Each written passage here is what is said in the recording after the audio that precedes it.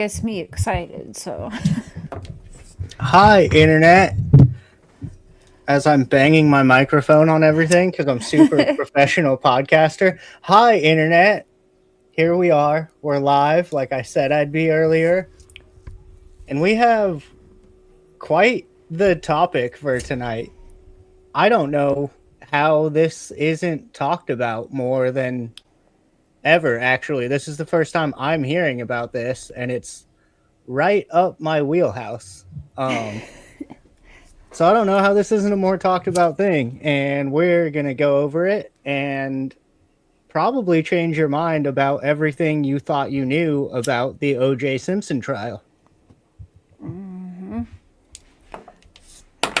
I think eventually we should go back over like the trial too, because I remember watching this as a kid. Like, so 1994, I was August, when was this? The summer of 94? I wasn't even 11. I was like 10 and a half. And I just remember everyone was like, oh, he had help. It was his son. So I was like, yeah, he had help. It was definitely his son. And I would watch his son pacing back and forth in the courtroom a lot while watching the trial. It's like one of the first, this one and John Benet Ramsey when I was a kid. They just got me hooked immediately. And yeah, I always thought it was OJ's oldest son. But then a couple years ago, I found this documentary and tried to tell my friends in person. They thought I was nuts, didn't want to hear it. And yeah, I don't know. You can find some stuff. I mean, even an attorney has come out who Glenn Rogers was talking to, and every year he would send new paintings or something that had new victims' names, and he put Ron Goldman and Nicole Brown like in crosses or something in some artwork. I can't remember, but we'll get there. He I was mean, already set to die, so I yeah, mean, right. What does it matter at this point? And he was yeah. also like he wanted this. He was one of these um professional exterminators who wanted to be known for having just a mess of bodies in his wake. Like every opportunity he got, it seems like he started to take. Yeah, like he got worse and worse, and yeah. Hey Lou, hey Ossie. What's up, everybody? Are people starting to get here? I guess we can actually announce what we're even doing tonight. So there's a dude by the name of Glenn Rogers who everyone should have heard about, but apparently not a lot of people have, who was another prolific American serial killer in primarily the South, except for a couple of times he went to California. And that's where the story gets very interesting. So I guess, I mean, do we want to go through the whole story, or do we want to just kind of get to the point? Do you want me to like fast forward through kind of this part? Because I was thinking we could go through the whole thing. I don't care. I'll sit here all night if you want to. An hour and a half, or we could go what I figured yesterday. Maybe it's like about 30 minutes in, gets to like the more like nitty gritty. But I don't know. I kind of feel like the whole story, maybe. What do you think? Yeah, we might as well give a little bit of context to who this dude is, because like Yeah. this dude is up there with like the Dahmers and the Gacy's and like the most notorious killers in the entire world, and yet nobody seems to talk about him. So I'll tell you you already know privately, but people don't know. I have talked to these brothers, nephews, and nieces. Like, I got a hold of family members when the brother who is doing this documentary about Glenn, he was actually in a vet hospital passing away when I found them. So I didn't get to speak to him. Obviously, Glenn was already executed, right? Yes. I'm pretty, yeah, Yeah. yeah. And yeah, they didn't ever want to go public, but I have talked to them, and I think it was interesting. I guess I'll say that. Cuz Yeah, this dude has a wild story, and it's also a good, I guess, conversation or a good example, if you will, of what is nature versus nurture. Because when you see how this dude grew up, like, oh yeah, I kind of understand what happened there. Fucking makes sense to me. okay. Should we see, let's see if I speed it up one notch just to Yeah, save our asses. let's not get taken down on episode 2. We'll save that for episode 3. Stay Oh, tuned okay. while we get copyrighted. Well, this channel plays it all the way through though, so I don't know, but yeah. Hey, Ronnie. I don't think this is also, I found out, an investigative discovery project, which is by proxy the same people I worked with when I did that documentary, and they don't give a shit what you do with it. Like, take it, play it, they don't care. Yeah, we'll do fair use, obviously. I mean, I don't even know the channel name, but I guess we can show it for a quick second. Brandon Hessen here. Subscribe to this dude. This is like the only video on his channel. We're Thank gonna you, thumbs up bro. it. Yeah. Thanks, Brandon. Uploaded 3 years ago. Yours was the first one that come up, and I know I definitely watched this for the first time back in 2017. So, fun fact, I was in Florida when I found out, and that's when I was trying to get everyone and their mom to listen to me and watch it, but nobody wanted nothing to do with it. And I'm like, why not? Like, they thought it was crazy. OJ did it. He definitely did it. Like, but no. Okay. We're up one notch. I waited like 12 days trying to figure out what to do. Hold on. I didn't want to turn my brother in. Is I the felt sound guilty working? about the people dying. I can hear I it, was yeah. utterly confused. Can you guys in the chat hear everything okay? 1 second. I think it's just not going. I can turn it up a little, and also got to turn on my headphones because I think it's coming on my speaker. Yes. Okay. So hopefully that didn't make an echo. There we go. Didn't know what to think or do. Welcome back, listeners. And Hamilton resident Glenn Edward Rogers is top of the news for all Scary looking dude. Glenn Edward Rogers. He's wanted by Right? Los Angeles, California for homicide. He's wanted in Jackson, Mississippi. But at the same time, I'm not gonna lie. I see why women like went to him. He's like a big burly dude, and like I like that kind of shit. But he did look scary. Does he not look a little bit like Don Wells? A little? I don't know. It's kind of fucked up. In connection with a homicide.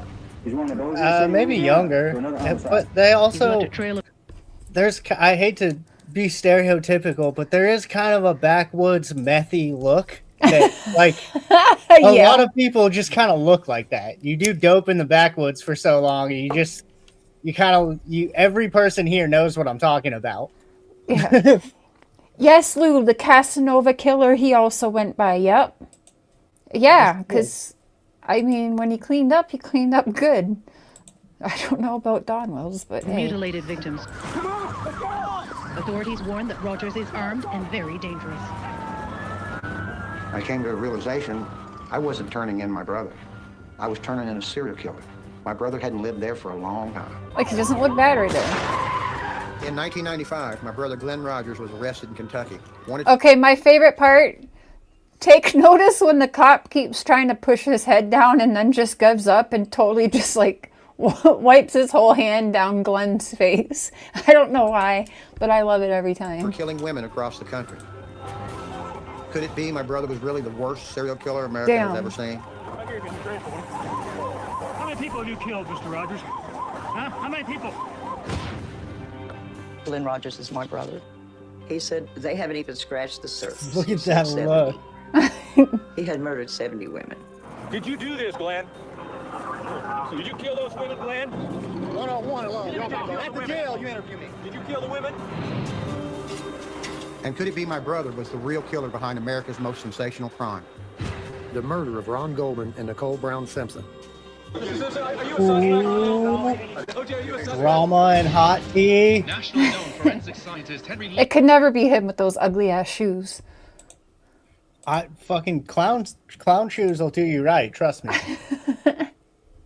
He identified a second set of shoe prints. What could be a mystery murderer. It just didn't fit. There had to be A more than one mystery person. murderer. Now, Glenn told me when he called, to guess who I'm partying with, Nicole Simpson. Actually, what he told me, he says, they got money, they're well off, and I'm taking her down. My brother is killing dozens of people, and I'm the only one who knows it. If I don't say something, I am just as responsible. If Glenn ever gets an opportunity to watch this, I'd like to know I really did love him. And I don't want... I don't know what else I could have done.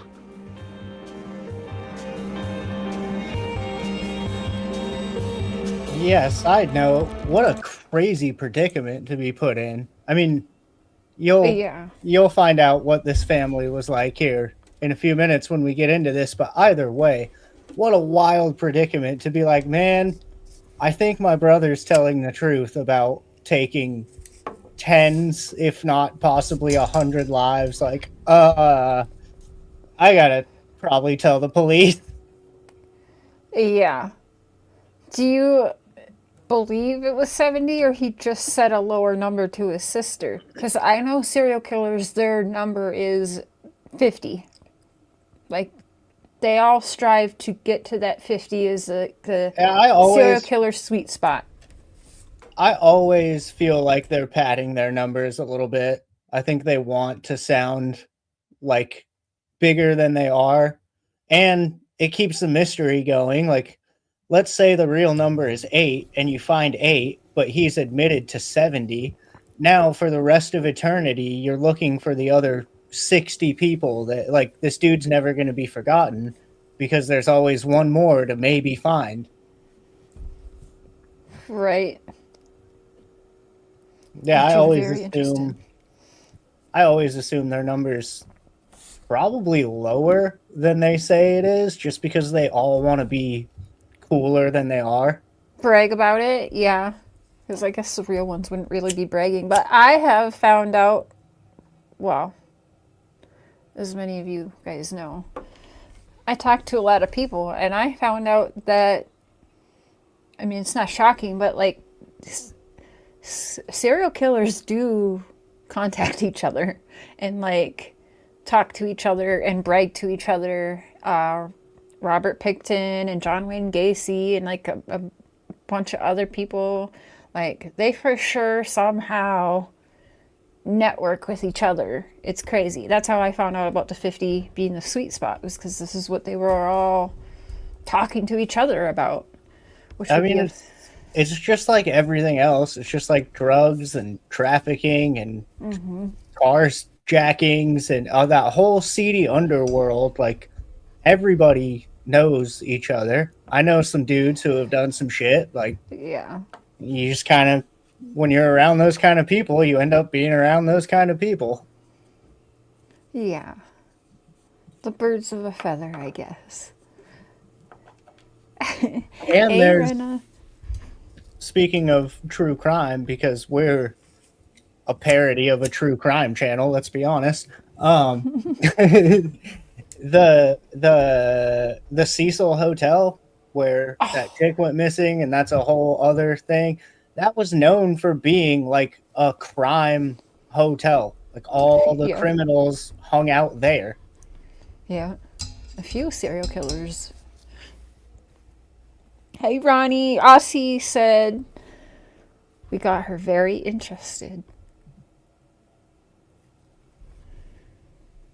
Don't worry, we have not forgot Summer. I just want to say, because I know some of you have been messaging me, but I talked about her a little bit privately, shared a little bit stuff, but I'm not going live about her. But Seafowls and I think we're inviting the gang up tomorrow over here on podcast with his favorite stepsister, Miss Mary. So I know she's doing one tonight, and then she's going to be over here tomorrow night with us, so we'll be talking about it then. Okay. There you go. But yeah, we do have a really cool show coming tomorrow night as well. But given that we were doing this today, and we're not trying to milk this kind of shit. Like, how many people did you see talking about summer today? And how many of them are probably not in it for the right reasons? Let's just avoid that altogether. Do something cool today, and then do something hopefully good or at least fun tomorrow. Yeah. I'm in my purple, though. I'm in my purple. Okay? The angel wings are right up there above me, too. Just can't see them. Hey, sis, are you free tomorrow night? It's usually the later the better for Mary, but do you want to join us tomorrow night? You and Eli? We'll put it in the group chat.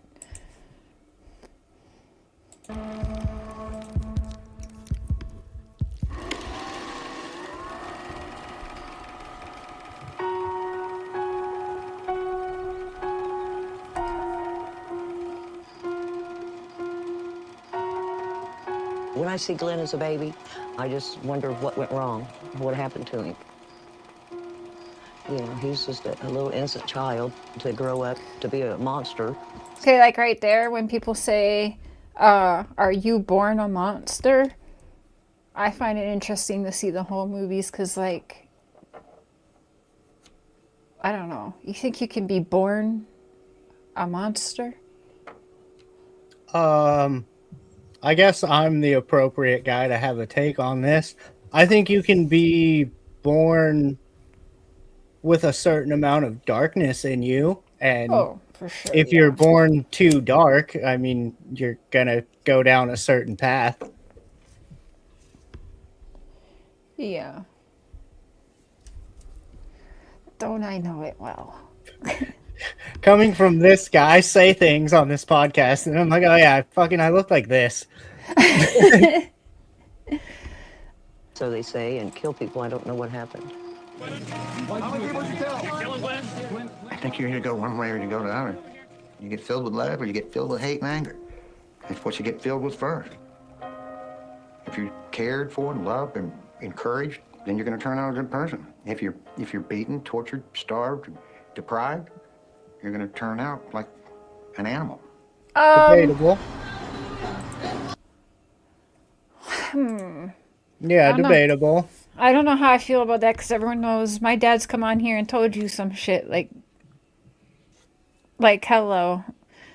No, I know plenty of people that, like, by, I don't know, statistics or whatever. I know plenty of people that should have been basically monsters their whole lives. And at some point they went, you know what? This is gay. I'm going to do cool stuff with my life, and turned it around. Yeah, it could be complete opposite, and you want to fuck that whole world up and be the person that changes it, like me. Because that's bullshit. I was told as a kid I was going to end up like my dad and be in prison for murder. So also, how many spoiled, rotten little rich kids that never had a problem in the world growing up grow up to be fucking psychopaths? I mean, I might be that. No comment. Best podcast in the world over here. Oh, are you gonna... No comment.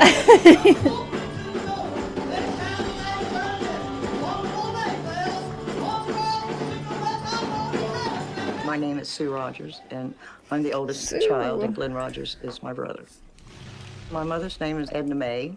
She was always into church, a full gospel Pentecostal, and they used to sing on the radio. And she was brought up real strict. You know, she couldn't wear pants or shorts. She had to wear skirts real long and no makeup. And they went to church like 3 or 4 times a week.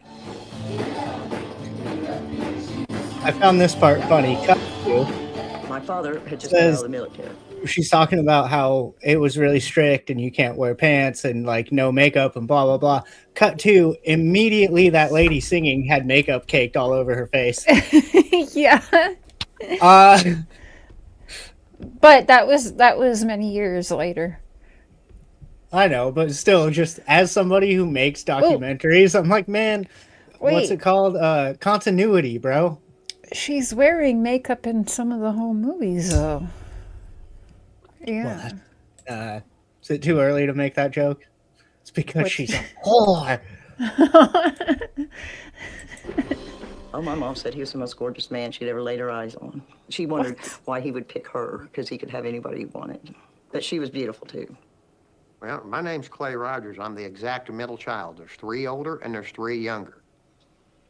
Claude Rogers was my dad, born in Lee County, Kentucky. And the big thing down there was moonshine. Because my grandma and mom wouldn't let them bring any alcohol down there. They had bottles stored all over the property. My dad, Claude, was a hard-drinking, Hell yeah. moonshine-making, gun-playing man. This is where they used to That shit'll give where we made superpowers, dog. Oh, shit. Hell Thank yeah, you, actions. I appreciate that, man. Thank you. I think you can be born with karmic dark side, and each generation did not change its cycle. I agree.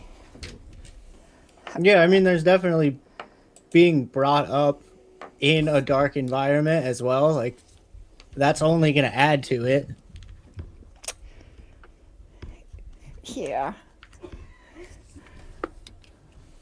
Yeah. It's made me do terrible moonshine shit. And when my dad married my mom at a very young age, she was a church-going woman. But how he decided right then and there when they met that she wouldn't be going to church anymore. I love my mom and dad.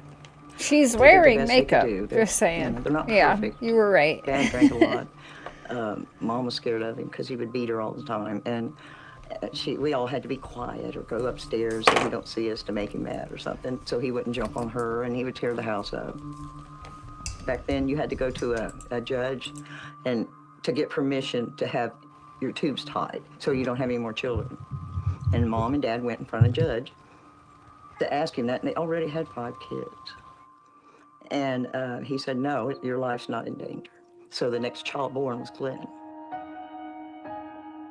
It's kind of ironic, isn't it? At Glenn's birth, I think it was the worst possible time. Dad lost his job due to his drinking, so we had to move. And that was the only house that would rent to somebody with 7 kids. And Mom had to tell him we only had 4. It's the only house we could afford. I can remember eating oatmeal, government oatmeal, for 3 years, breakfast, lunch, and dinner. You're hungry, you steal something at somebody's house.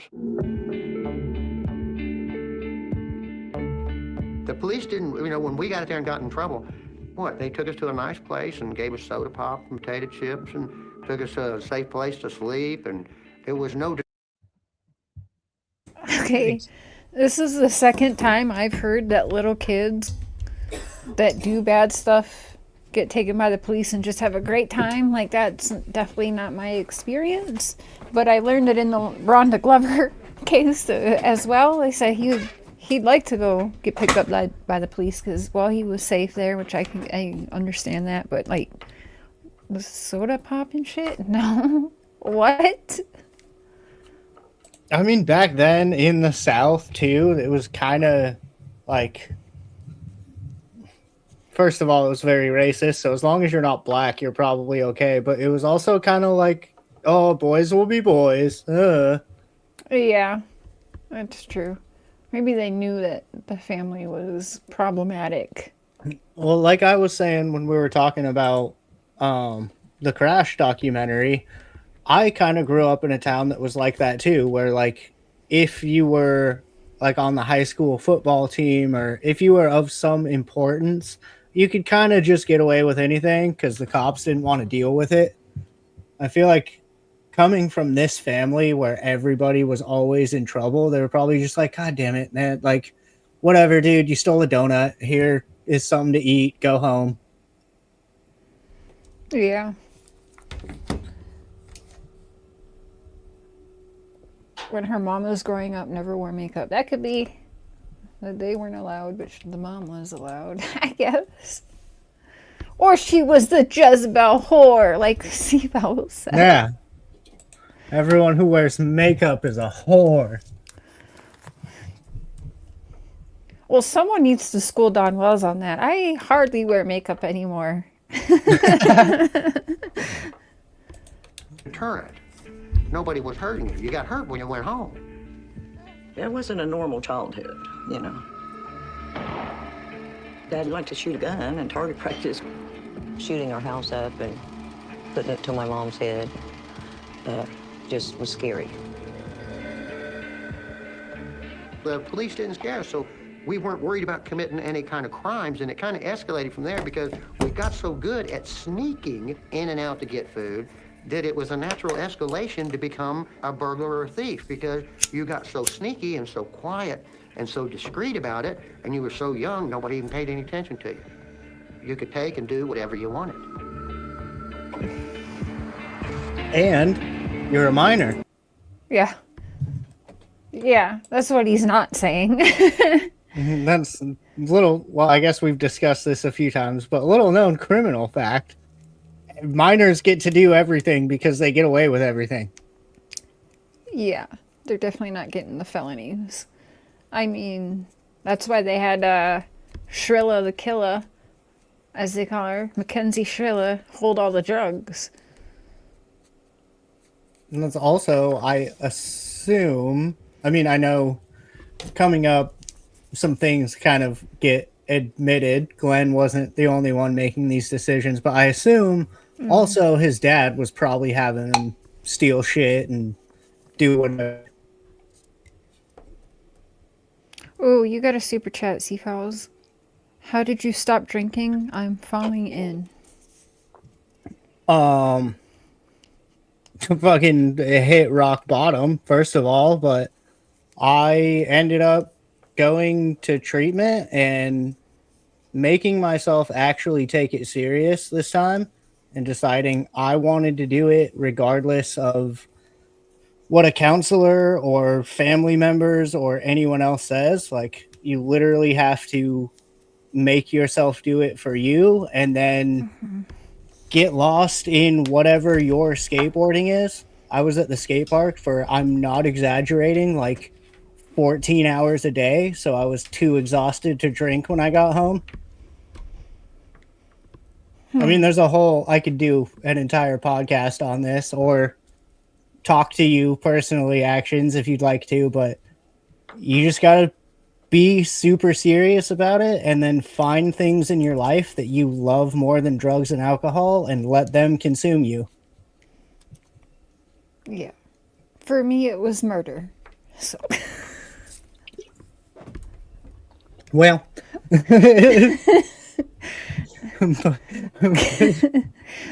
you don't do drugs anymore.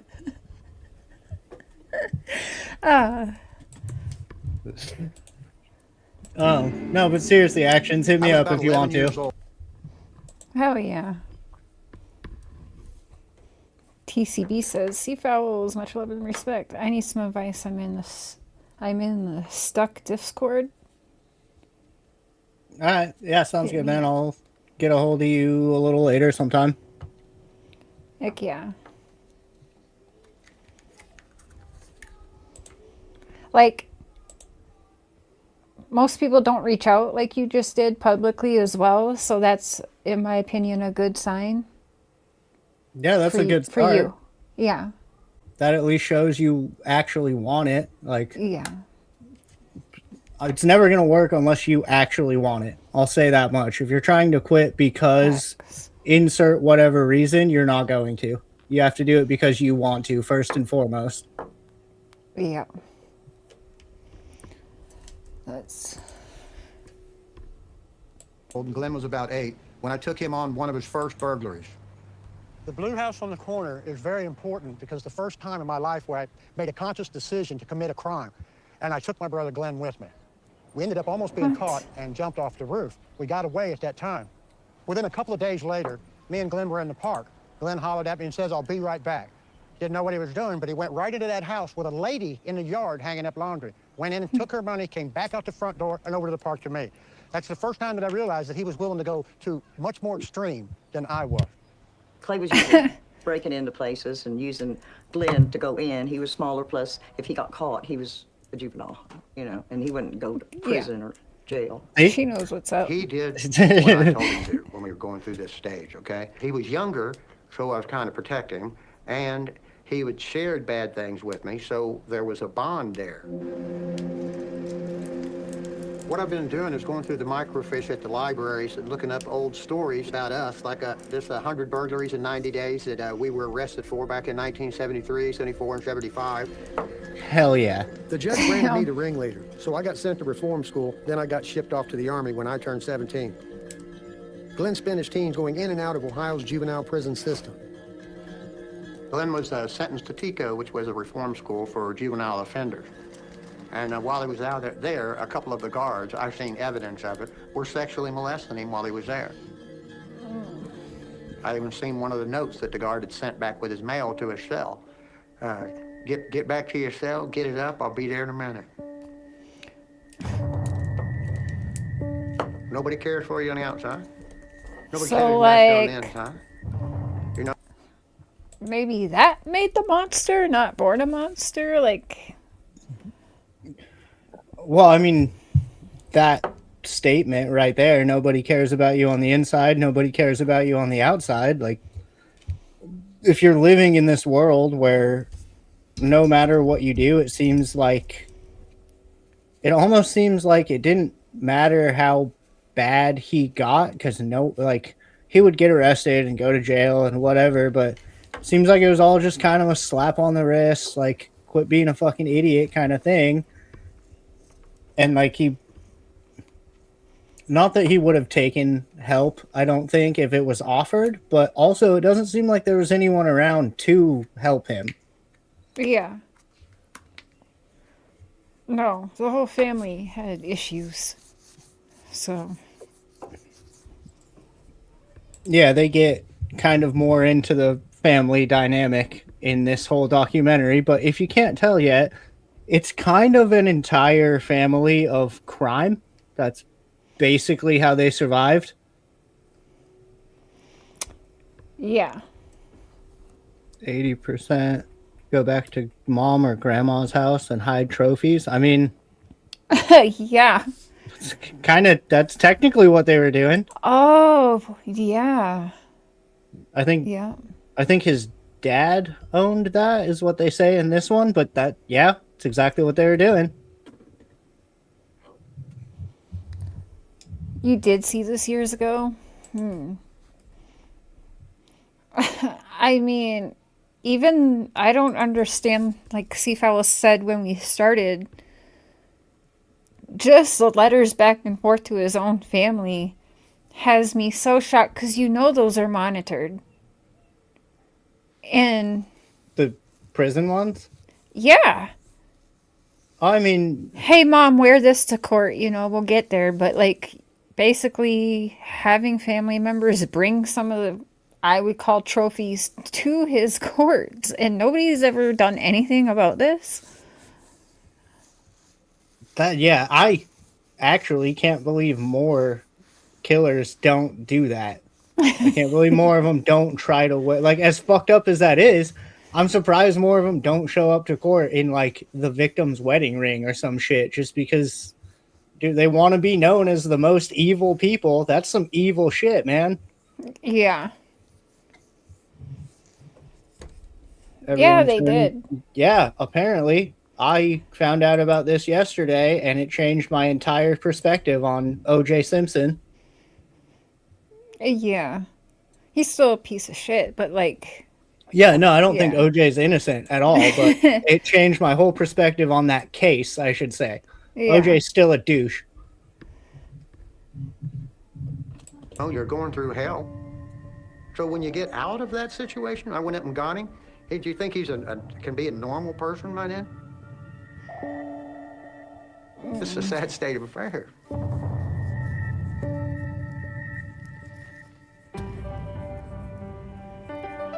Well, when Glenn left reform school, what Glenn needed actually was a home, somebody to care for him. He needed to find love. Glenn just got out of reform school, and one of his friends told him that a girl that he used to see and like was in the hospital, that she'd had a baby, and that they won't let her out of the hospital because she has no address or nowhere to go with the baby. So Glenn went up there, and next thing I know, he come to the door with Debbie and a little baby. He loved Debbie. He loved the baby. It wasn't his. He adopted it legally. Glenn always wanted to be a good person, and he wanted to have good things, and he wanted somebody to say, look at what I've done. Look at how I've turned out. But everything that he touched turned bad. He was very jealous. He didn't trust Debbie at all. She didn't do anything, but he just didn't trust women. Glenn married Debbie in 1980, and they soon had a second baby of their own. But their marriage was no bed of roses. She had to be at the house taking care of the kids, not at the store. If she variated in any way from whatever plan that was that day, then she would get beaten. Well, he beat Debbie, put her in a hospital. So that was the first that I ever heard he was violent with the women. Yeah, sure. Well, look, he's seen it in his own home, and the mother stayed there for over 50 years. So how else is he supposed to take it? I guess you got to beat him to keep him to stick around 50 years. Wow. Right, but After Glenn beat Debbie so bad... Like, we're under the impression that Clay, the brother, is like a better guy, He like turned his life around and went straight and whatever. So all this shit you're saying about your brother applies to you too, though. So if you're going to sit here and be like, well, I don't beat women, but my brother was raised in this house. Like, so were you. Yeah. Yeah. What? Yeah, really? What did he just say? Hey, it was a different time back then. What he said was, in my opinion, true for those times. There's still people that think that way today, but I see why he said it. Unfortunately, in the South back then, there was still a lot of, like, if you're not basically a white man, fuck off. Yeah. Oh, man. Like, his eyes do look just kind of, like, not there. Like, he's there but not there? What the fuck? That it looked like he was going to be arrested. Glenn took off to California. Debbie ended up with the kids and a divorce. Glenn stayed in Los Angeles, still wanting to make a family of his own. He met another girl, her name's Kathy, and they had one child, a boy. But that marriage didn't work out either. A lot of people split up. A lot of people get divorces and have kids. But if you take a certain kind of person that this is their life and it means everything to them, everything, their being, the reason for getting up in the morning, and you just take it from them. You know what I mean? Of course, not only are you going to be angry, nowhere to turn, but eventually you're backed into a corner and an act of violence come out. How do you know? Also, why does any of that have to happen? Why can't you just get a divorce and then also still help raise your child? Right. Why does this inevitably lead to violence? Yeah. Clay's already using it as a crutch. I think, Also, it confuses the shit out of me when dudes, and, like, I've even seen, like, friends, family members, like, people I'm somewhat close to do this, and it confuses the shit out of me. When dudes have babies with a girl, and they have this family, and then whatever, they get a divorce or whatever, and then the dude moves on to the new chick, and then just immediately wants to make a new family with her, and it's like, what? First of all, you already tried that once, and it didn't work out, so there's that. But second of all, now you just get to delete your first family because you're with... It's always confused me. And then they're like, oh, but he was such a good dad. Like, no, he wasn't. yeah, how does he know? Well, as it goes on, I mean, I'm pretty sure Clay turned informant himself, because Glenn was an informant. We'll get there. I think Clay turned out. I think that they were going to nail Clay on a couple bodies, and that he talked first, and they nailed Glenn for everything. This is what I think. I also think Glenn was just mega balling. Like, I think they were all doing shady shit, but he was out there causing attention, and he was going to blow it for all of them. Yeah. Yeah, how does he know? Like, where's his exes speaking out? Because as I said, the well. family didn't want to go public about it. Give it about 5-10 more minutes, and I might have an answer for where his ex might be. Oh, yeah. Hold on. After Glenn split from Kathy in 1984, our dad Claude got sick and died. Glenn started to unravel even more. He was doing drugs, getting arrested a lot, and traveling across the country when he wasn't in jail. And when he came back home, Which is different. He'd be more violent, taking more risks. What? Like, it sounds like that's what he's kind of just always done. Except now his dad is gone. Yeah. Yeah, since he was 8 years old and you started him in crime, like. Hey, yeah, since he was born in a fucking moonshine still, apparently. But wait, like, technically I was born so my grandma had another alias to use to get pills all over different, what are they called here? Not states. I know that game very well. The barter fair I kind of grew up at, the hippie family, the family that owned this piece of property, all had the same name.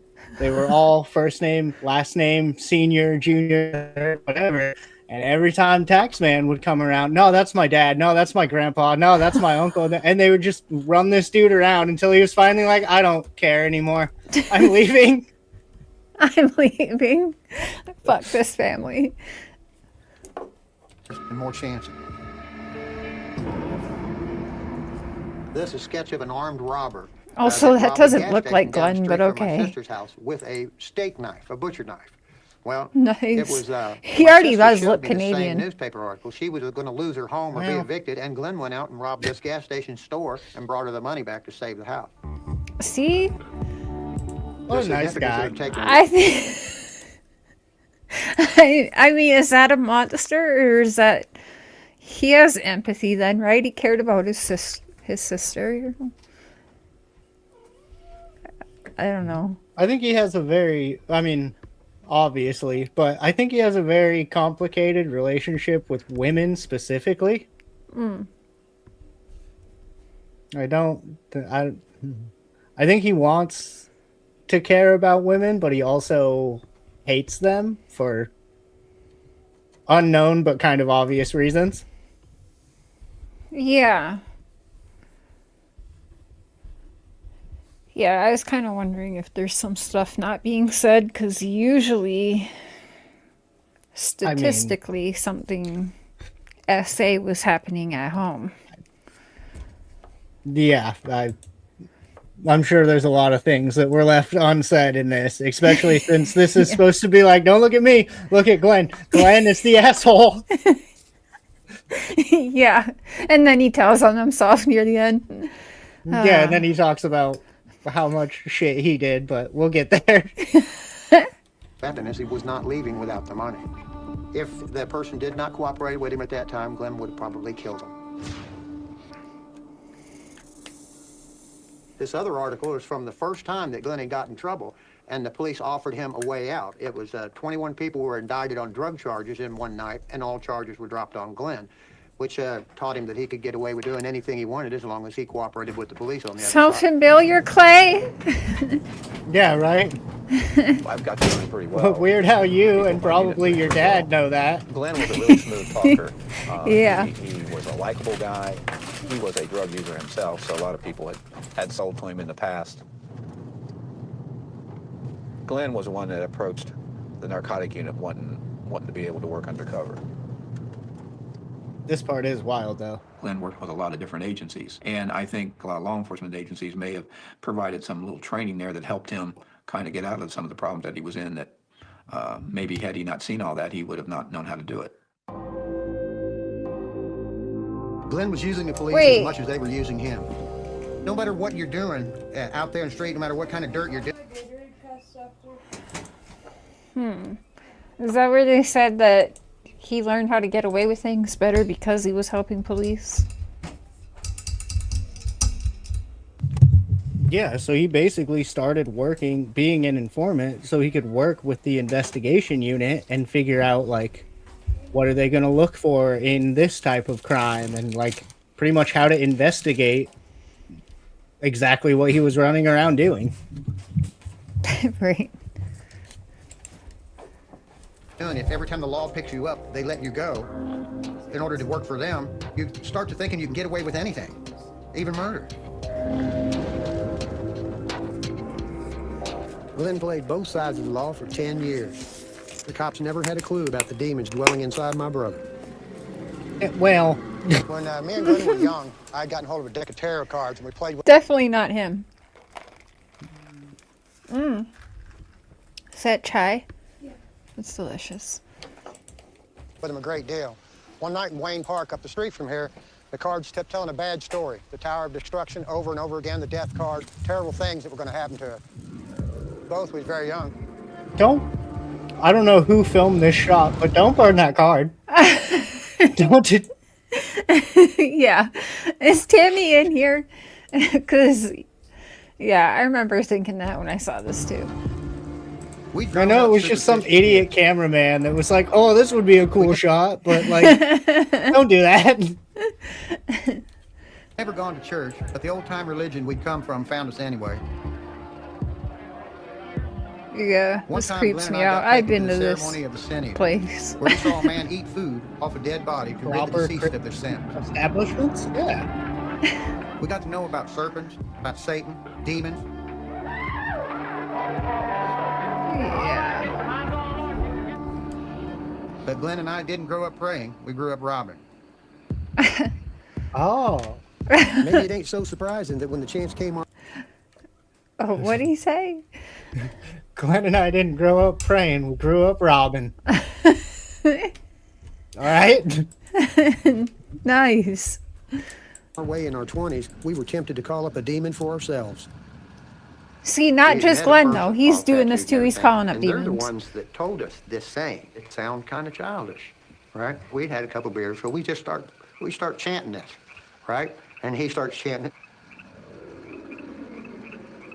It was like it uncontrolled, like it kept coming faster, faster, and faster. It's like you can't shut up, right? And then all at once you felt it was like claws, insect, tentacle claws that clawed in your mouth, down your throat, and inside you, and you could feel it. And all of a sudden it just stopped. I asked him about, did you feel that crawling in your throat? Glenn told me that he wasn't worried about the demon that came in because he figured the one that was already there would take care of it. Which is a fucking horrifying thing to hear your brother say. Did you feel that demon thing? He's like, it's fine. The one I already got will take care of it. Yeah. I don't want to be in the woods with you anymore. Yeah, he seemed totally okay with this all.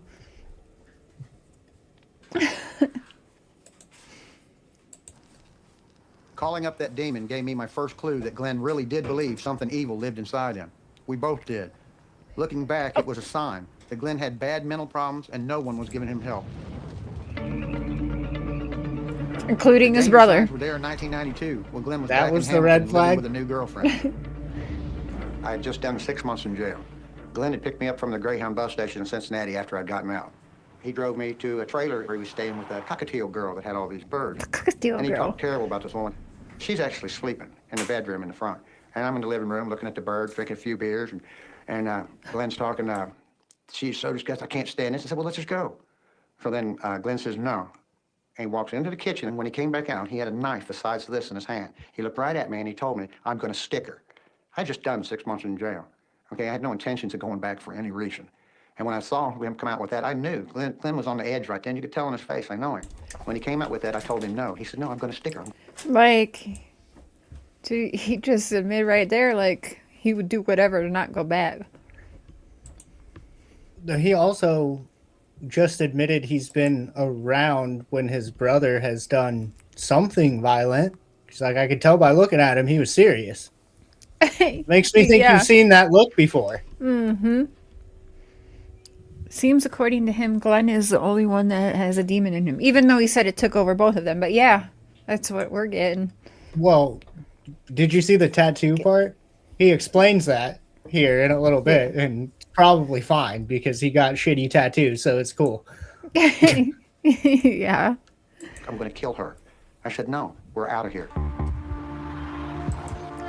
On the way, he said, I should have went ahead and killed her. I might as well have got her. I've done about 50 so far. I mean, that sounds really bad right now, but I actually laughed because I didn't blame him, like, right. I thought he was just spouting off, throwing a temper tantrum. How are you laughing at that, though? Like, I highly doubt this dude been in and out of jail and prison is Yeah, I scared. mean, if someone randomly comes out and say that, I can see laughing. But I feel like maybe I wouldn't believe him on 50, but I would believe him when he said I've killed people before. Like, yeah, I bet you have. Yeah, I'd be like, okay, I need out right now. Yeah, also, I'm trying not to go back to jail, and you're probably wanted, so Yeah. fuck off.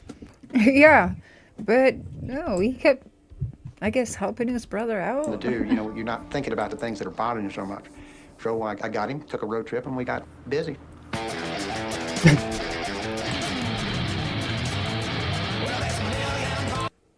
I don't know if you can get. I don't know.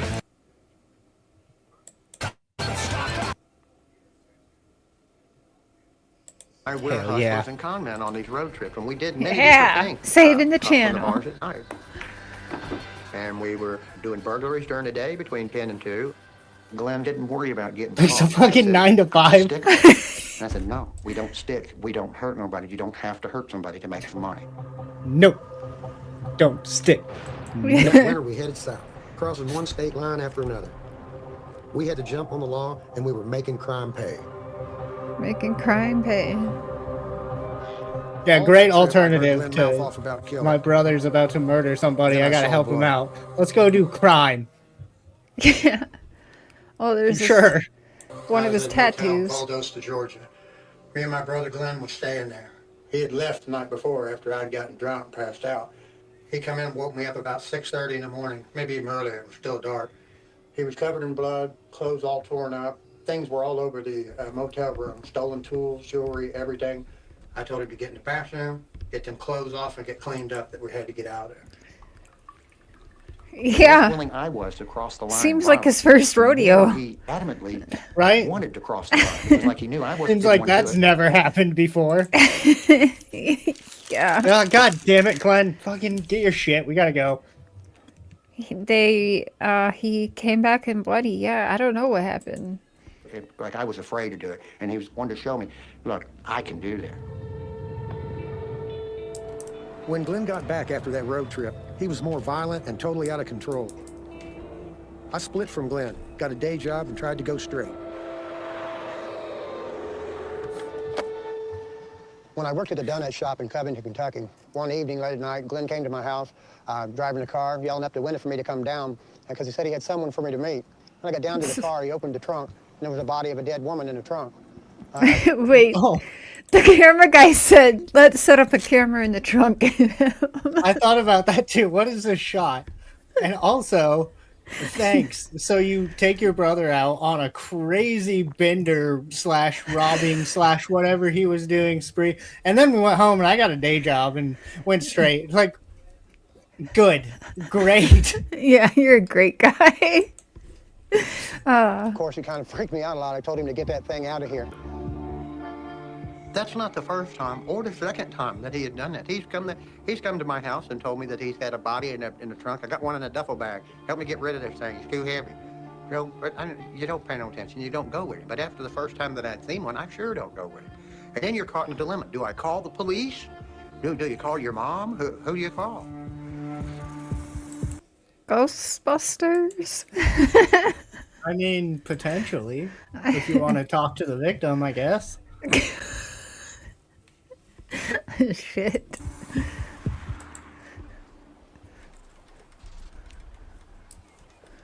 At the end of 1993, me and my brother Glenn had been cutting tobacco in Kentucky when I got into a fight and went to jail for a couple of months. Hell yeah. When I got out, Just I some headed good for the old hills boy to our shit. old family farm. Yeah. I went through the cabin up here to stay for a few days, and I noticed that all... What up, Beach Cider? What up, BSR? Also, going back to what I just said, I wonder where his ex ended up. That's odd. Yeah. the That's furniture weird. in the cabin had been thrown into the back room. And I walked to the back room over here, and I started pulling things out, you know, to get some cushions together and some place to sit, because I planned on staying a few days. Well, I reached down to grab this blue blanket and pull it out of the way, and as I did so, an arm came out of the side of it. Shocked me to death. I wasn't sure who it was or how it got there. All I know is I wasn't going to be the last person to leave this cabin with a dead person in the back room. And as I was leaving, on this wall written here was a message that said, "The shit is going to hit the fan. Get out of here." I knew it was Glenn that had left the message because he had signed it with my dad's shot glass, and only he would have done that. Did he, Mr. Clean, erase the message, or like? Yeah, there was nothing written on that wall, sir. Yeah. Unless, I mean, this might not even be the real cabin. They might have just found some dilapidated, shitty cabin in the woods, and they're like, I don't know, let's film here. This looks good. Yeah, maybe.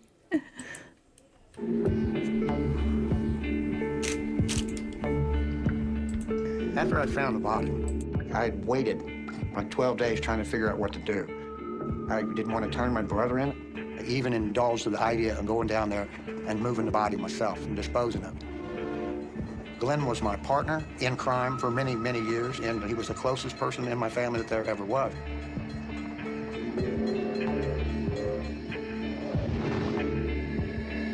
I was in turmoil. No matter what he'd done,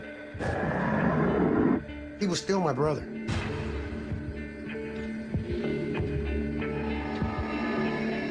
I soon found out that body belonged to Mark Peters. Mark was a friend of my mom. To help their mom out, Mark had offered Glenn a place to stay in his own home. Soon after Glenn moved in, Mark went missing. Oh, odd. Okay, so it wasn't the ex. The detective looking for him was Glenn's old contact. No, at the I was Hamilton Police, joking because we Tom were talking Kilgore. about, dude was talking about how when someone has a family and you take that away, it's inevitably going to lead to violence. And everyone was like, how do you know? And I was like, well, because his ex probably ended up at that cabin in the woods. I wonder how much of this is made up to make the documentary.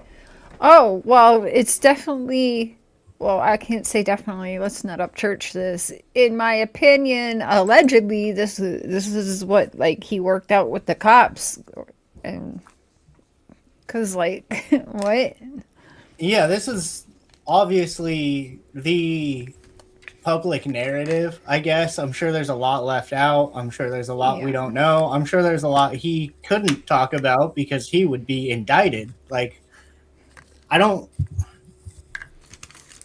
want to say necessarily they made anything up, but some of it could be exaggerated, and it feels like they're leaving a lot out. Like, you notice how Glenn is the only asshole, and then everyone else is just casually like, but I also did some crimes and stuff sometimes. But like, I think they're just trying to paint a narrative. I mean, the sister was accepting money she had to have known was robbed to pay for her house. Well, so, you know, when you need to pay for your house. Yeah. I mean, that's just a nice brother. That was just a... BSR, I need to see birth certificates and death certificates first. And Facebook photos from like 1980, before Facebook existed. It ain't real, folks. Listen, and then I still might not believe it, okay? Be Yeah, and then careful it's now. probably just Adam Calhoun's fault. Yeah, when in doubt, it's definitely Adam Calhoun's fault. I don't even think Glenn Rogers is real. I think it was all Adam Calhoun. He's just kidding. From when Adam Calhoun, but I don't even know how old that man actually is, but let's say he was like 6 when this was all going down. Like, fucking obviously a joke, people. It's my desk a report where Mr. Mark Peters, who lived in the Lindenwall area of our city, had disappeared. We did a lot of newspaper articles and stories about Mr. Peters. There was all types of public service announcements trying to have people come forward and talk to us about any information they had about Mark.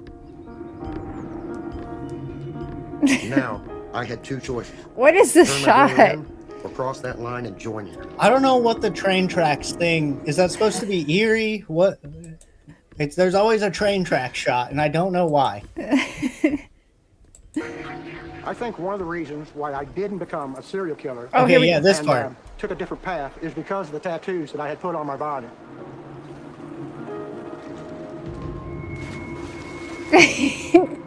Hell yeah. Go swimming in the dirty creek behind my house. But he just tried to dive in like the most shallowest of water. Like, don't break your neck, dude. Ah, he's smart. Now, many years ago, there was a incident in my life where I hurt somebody real bad and I could have killed them. A friend of mine done tattoos. I had him put a 13-inch dragon on my right arm. It represents the great dragon, the serpent from the Old Testament, the devil. Why 13? I'd had a tear put on my left arm. It's a ball of fire with a demon coming out of it. That's to remind me of what happens when this takes over. And the only outcome once this happens is death. And that's a constant reminder every time I look in the mirror. But he was close to killing someone. Yeah, he just didn't finish the job, apparently. And then it's like, oh, But yeah, this is what happens, death. Well, how do you know that if you didn't kill someone? Just came close. They still lived, so not death, but like what? Or is he talking about death for himself? But then why do you assume you're going to attack somebody that's going to be able to take you? Like, none of this makes any sense. No, he just got shit tattoos. It's like, I'm going to make something cool up for the doc. Yeah, he just has a bunch of fucking backyard kitchen tattoos. He's like, well, they got to mean something, right? They're definitely not prison tats. Exactly what happens every time this gets in control of somebody's life. Exactly what happens every time is death. What? But you're alleging that you didn't kill anyone, so... How do you know? It's made up. Yes, it's made up. I got lots of questions. My brother had tattoos of his wife, Debbie, on his hand. But all it did was remind him constantly of what he's lost. His kids, his wife, his house. So it was real easy to follow evil. He followed it until that was too powerful. That was all he had. It's very easy to get lost down a road of temptation and evil because they'll suck you in like it's heaven there. There's the religious upbringing. I liked it. I'd made a conscious decision that I didn't want to walk down this road anymore. What road anymore? That's train tracks, So and you I shouldn't be called walking on there, Detective sir. Kilgore. That's dangerous. And he told me to come in and give him a statement. Wait, what? Clay had an extensive criminal He- background. He'd been in Rewind. a lot of trouble. Ah! Why is the rewind button? No! Shit. Uh-oh. I don't know what happened. Hold on. We're experiencing technical difficulties. Oh, shit. did it just go back to where it was? Or are we... Well, my rewind button is stuck down. Oh. Hold on. Ah, damn this. Well, okay. As we figure out our technical difficulties, one thing I was thinking while I was watching this is it would have to be a trip to be in that situation of now knowing you're a career criminal and knowing, like, he obviously has a history with the cops and everything, but you also have to turn in your brother who's clearly a vicious killer at this point. Like, it had to have been a weird situation for someone like that to be in this predicament and then decide to do the right thing. I feel like most people in his shoes would have been like, well, not my problem. Yeah. Drinking while drunk. Wait, what? No! Actions.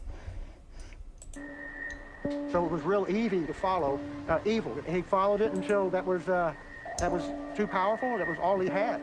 It's very easy to get lost down a road of temptation and evil because they'll suck you in like it's heaven there.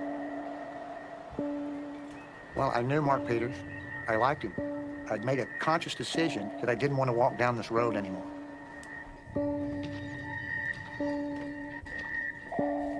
So I called Detective Kilgore, and he told me to come in and give him a statement. Not Kilgore. Clay had an extensive criminal background, had been in a lot of trouble over the years.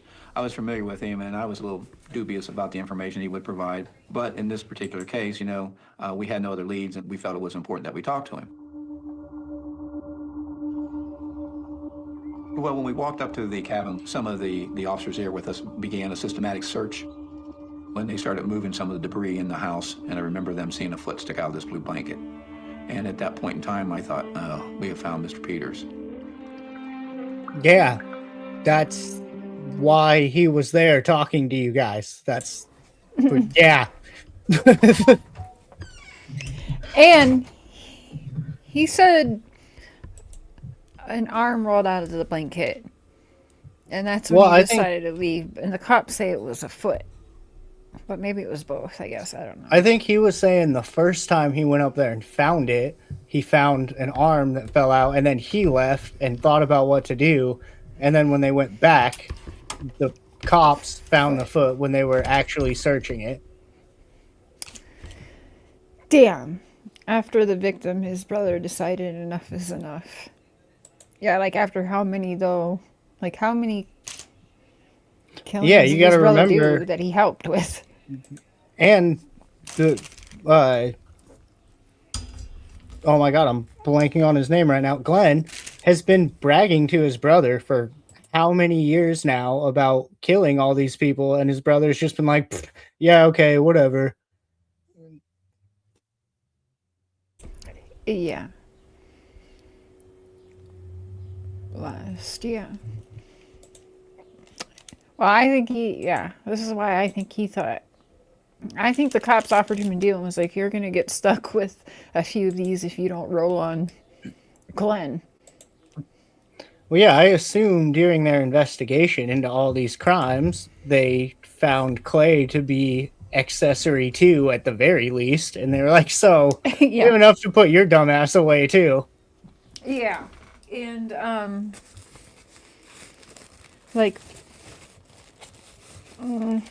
now I forget what I was going to say. Something about back in the day. I'll think of it.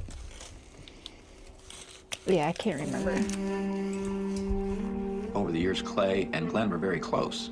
What I thought was extraordinary about it, his brother led us to the crime scene. Okay, I just remembered. They would look dumb having him as like an informant while he's serial killing and working alongside them. So like, don't make us look dumb, roll on your brother. Yeah? No?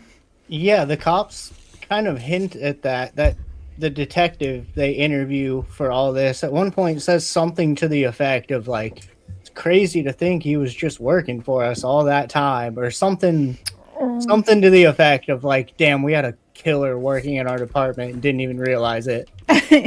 How very Dexter of him. Yeah, great detective work. Yeah, right. I was going to say he is going to tell who the other victims are because he did not care. Well, I think if you're talking about Glenn, I think he had, some people argue, well, no, he was just bragging to brag. He wanted the clout for a high profile kill. Well, technically they all became high profile because of who he was. So that doesn't make sense to me. And also, he took it to the day he was executed that he did these. Like, he knew he was dying anyway, so I don't know. I feel like, no, that's not true, but I've been wrong. What do you think? I'm still not sold. I don't know. Yeah. I'm not sold on he took as many lives as he claimed to, and I'm still somewhat going back and forth on the Nicole Brown Simpson thing. We're getting there. I promise you that's coming, but I don't know. I feel like if he went to execution claiming this, like, you have no more clout to gain at that point. Why wouldn't you just admit it? But then again, if you want your legacy to live on and this is how you want to be remembered. Yeah, but wouldn't it have always anyway? Because like he was a serial killer already. He was already getting known. So did he need that? Well, like you said, if you want to take credit for a very high profile case, I mean, Yeah. he did have a lot of other victims, but they didn't get him on the news. Really, it wasn't a national thing. He didn't get any That's attention true. for it. Yeah, that's true. Is there a number on how many victims there are? He admitted to like at least 70 to his sister, but I felt like maybe he said like 100 to like an attorney or something like that. Between Yeah. 70 and 100? Yeah, somewhere around 70 to 100-ish, if you're taking this guy's word for what he's done in his life. Right.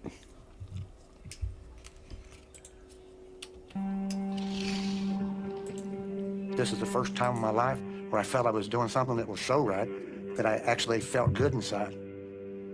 I came to a realization that I wasn't turning in my brother. I was turning in a serial killer. My brother hadn't lived there for a long time.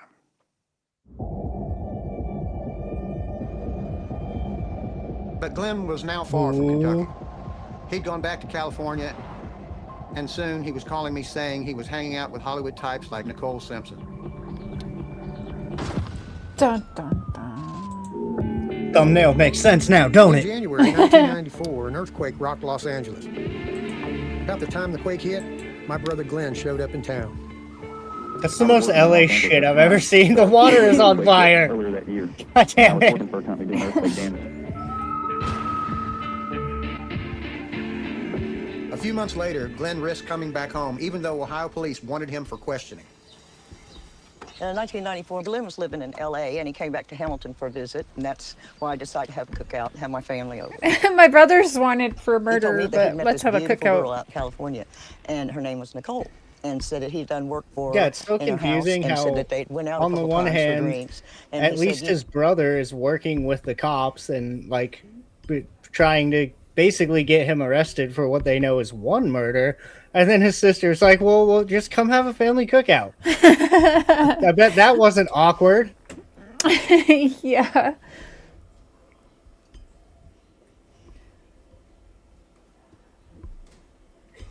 Yeah, we'll hear. And again, like Seafowl says, if you believe, like, is Yeah, he this just is- bragging about and making up numbers? How many do you believe from someone like this? I don't know. A lot of this is coming from Glenn himself, who obviously, and then the rest of it is kind of coming from his brother, who admitted to also being a dirtbag most of his life. So, you know, take it for what it is. no, Sean, my daughter, and her looked so much alike. And he said, she's married to this football player. See, he don't know much about sports. And he said, this football player, and he's black. He's famous, but I don't remember his name. He just remembered Nicole. I'm in my mother's house at this time, and they're already looking for Glenn. The phone rings, and I talked to him, and he asked me, so guess who I'm partying with? Nicole Simpson. Nobody knew who that was. I thought, well, who's that, Bart Simpson's sister? I mean, just joking. He said, no, that's when he told me that was O.J. Simpson's wife. Actually, what he told me, he says, they got money, they're well off, and I'm taking her down. Not that he's gonna stick him. The body of a woman Yeah, what reported happened to that? Nicole Brown Simpson, ex-wife of football star O.J. Simpson. June 13th, 1994. And a man identified as Ronald Goldman were found early this morning. Further reports from Los Angeles say the case is being treated as a homicide. And then I saw pictures of her, and I said, that's who Glenn was telling me about.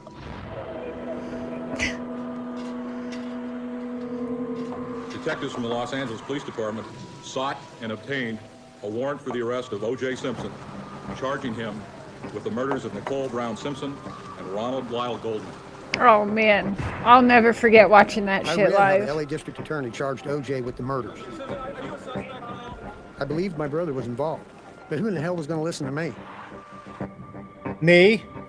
Meanwhile, Yeah. I'll listen to you. The defense found signs that pointed it. I want to know stuff. Right? Meanwhile, investigators for defense found signs that pointed in Glenn's his direction. This is where the murder happened. Straight across the street was Nicole's place. The most significant witness in the whole case was Tom Lang. lived down the street. He came up to this corner, started to walk across the street, gave a verbal command to his dog, and he spotted Nicole Simpson. He locked eyes, is his word, he locked eyes with her, and then went that way. He also noticed a man in an angry stance right in front of her gate, and he described that person as either white, Asian, or Hispanic, but definitely not African-American. He saw a white Ford F-350 vehicle That's parked in crazy. the I street. thought we just It would be my wish established to that find out O.J. who it Simpson was that driving black. that Ford F. That's wild. Yeah. Yeah. Or just tanned really well. I don't know. 350. To be fair, he was in that California sunshine, you know?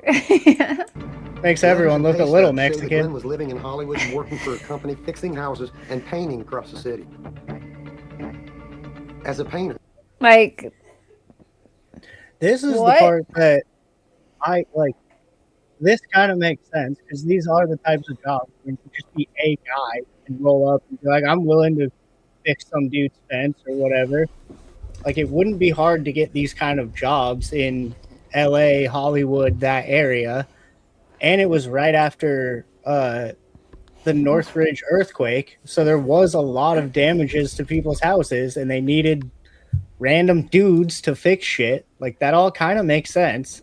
And there's a type that usually takes these kind of jobs. I mean, Don Wells drywalls. So, like, yeah, people who can't get hired anywhere else because they're criminals. yeah, that's a nicer way to say it. But here is the date. Like, his last check date right here was June 10th, and the killings happened June 13th. So, and did it say yet? Like, he was painting for Nicole Brown? It's getting there, yeah. Okay. Glenn had access to a white pickup truck, just like the one seen at Nicole's place. And there were more clues. You mean like every paint company ever? Yeah. We felt throughout the criminal case and to this day that killer came from the world of Faye Resnick. Faye Resnick was a friend of Nicole's. Faye Resnick liked to party, okay? A drug abuser, a drug addict that had gone into treatment. She hung with people from a very dark world. Glenn told me that he had set up Faye Redmond and Nicole Simpson, and they met him at Van Nuys nightclub. He set him up to rob them.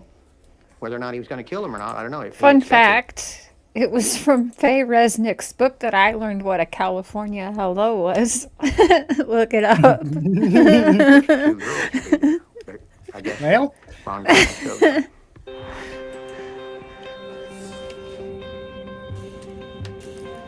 At the time, I had my suspicions, but I didn't know how he did it or if he really was the killer.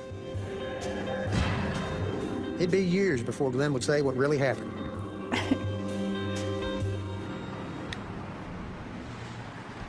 After the Nicole Simpson murder, Glenn laid low in Los Angeles, California. In September of 1995, he was living in the suburb of Van Nuys. He was using a fake name to cover his past. He'd been hanging out at the local bars trying to meet women when he zeroed in on a 34-year-old mother, Sandra Gallagher. Sandra Gallagher had gone to this bar because she had won a lottery ticket. She had won $1,200, I think it was, and she went out to celebrate. While there, she was introduced to Glenn Rogers, a mutual friend. That's terrible and luck. she ended up giving him a ride home. All right. Well, the irony is still not lost on me. Like their sister said in the beginning of this, they wouldn't let the mom get her tube tied, and then the next baby was Glenn. So yeah. Whoops. Yeah. It's that damn judge's fault. Can you imagine being that judge 30 years later? Just like, oh, God damn it. Yeah.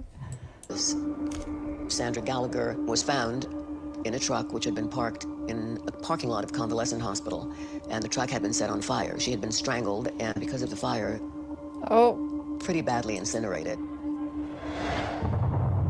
After figuring out who the body was, police traced Sandra to the bar she'd been at and found out she'd given Glenn a ride home. This man is a monster. Think about what happens when you strangle someone.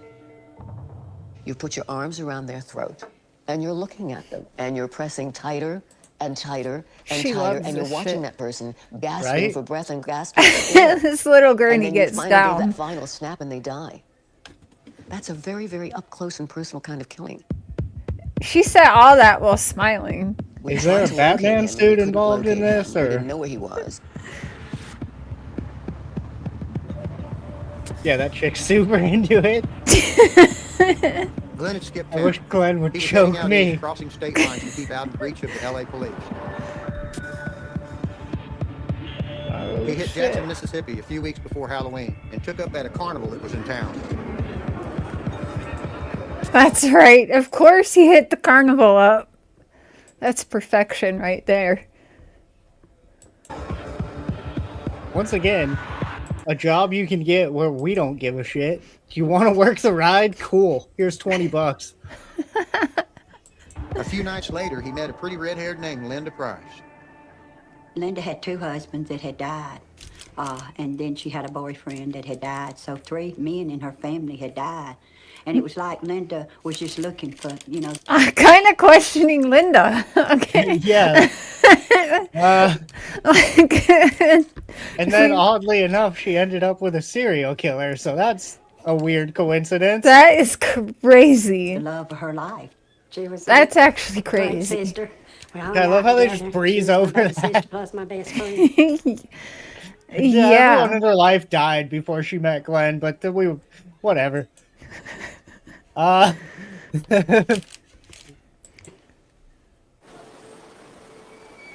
We all went to the state fair here in Mississippi.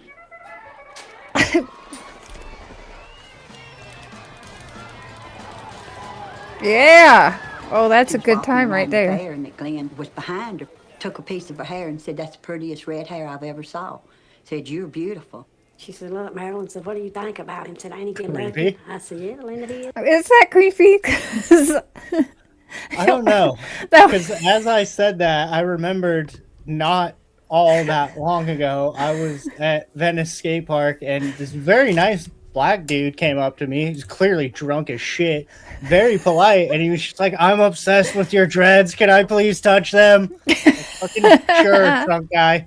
Go ahead. Nice. So yeah.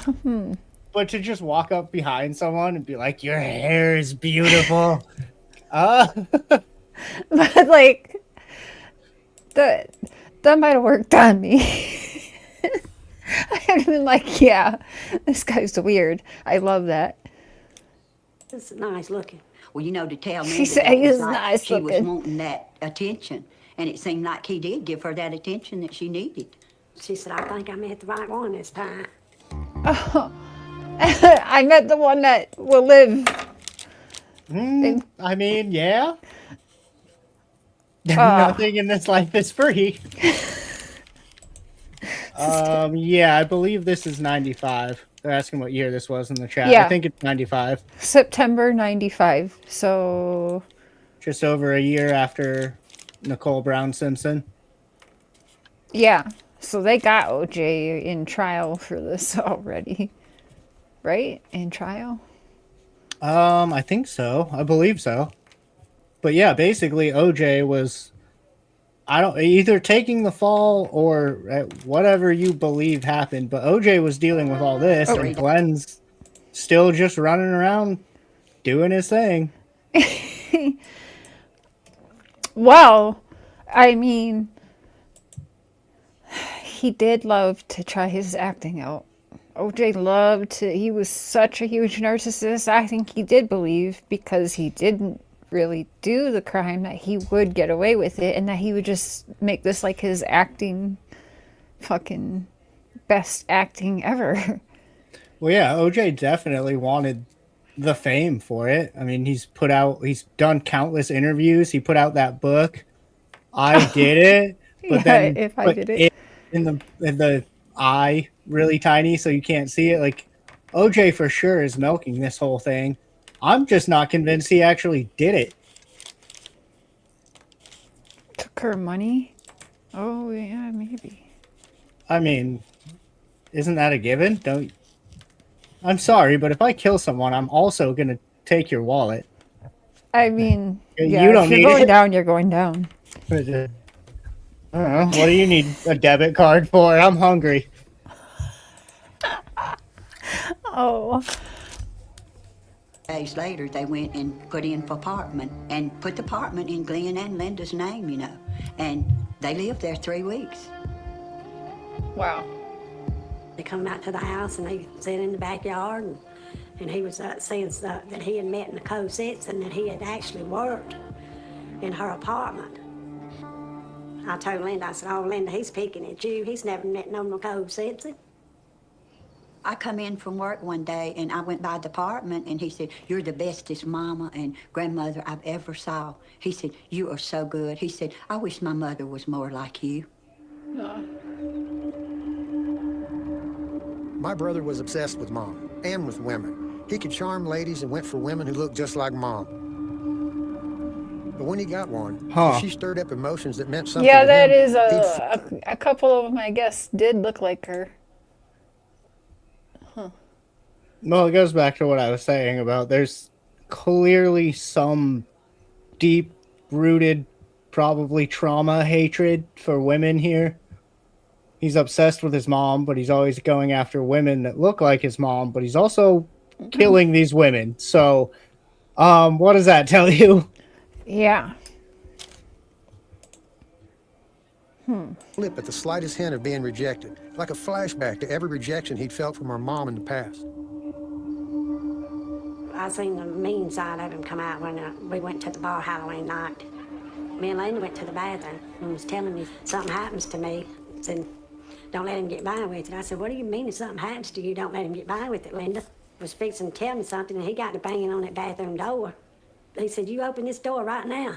You open this door. Don't you say a word. You open this door. He was just raging. He said, it's time for us to go. We got to go. He had a mean look on his face the whole time we was driving home. And he got out of the vehicle and he looked at me and he said, you will be next. Well, you know, I didn't, know what he meant by that. I had no idea, he was going to, kill my baby sister. I don't know. You That's think he terrifying. Said that? I received a call from our... You think he said that? I don't know. I believe he would. Who knows if he actually did, but he obviously liked to be intimidating and be the big tough guy, and sounds like some shit he would say. Yeah. Because I think this was made after he was already executed, so I don't know. He would even be able to... I mean, especially if he already had it in his mind, he was gonna kill this lady, which it sounds like he did. You would say something like that to her best friend to be like, don't you fucking say a word. Yeah. Try to scare her into not talking either. True. Dispatched that a female body had been found in South Jackson. When I got there and was briefed by the patrol officer, I could tell by the way he acted and the way he looked, he was pale and ashen, that he had seen something that was very disturbing. I entered the apartment, which was very dimly lit. I shined my flashlight into the bathroom, and that's when I observed Linda Price in the bathtub. She had been stabbed several times in the chest, and her throat had been cut from ear to ear. I mean, a good point, Tammy. Why would you let your sister go with him then? But I guess he would have just killed her too, is what she's saying. Or you just don't believe him, because apparently nobody ever believes this guy. Right. Yeah. But also, what does that sound like? Stabbed a bunch and cut from ear to ear. Huh. Interesting. Also in LA, also a year after Nicole Simpson. Yep. Huh. That's something we probably should have looked at in the original investigation. You would think. Had been placed on her face.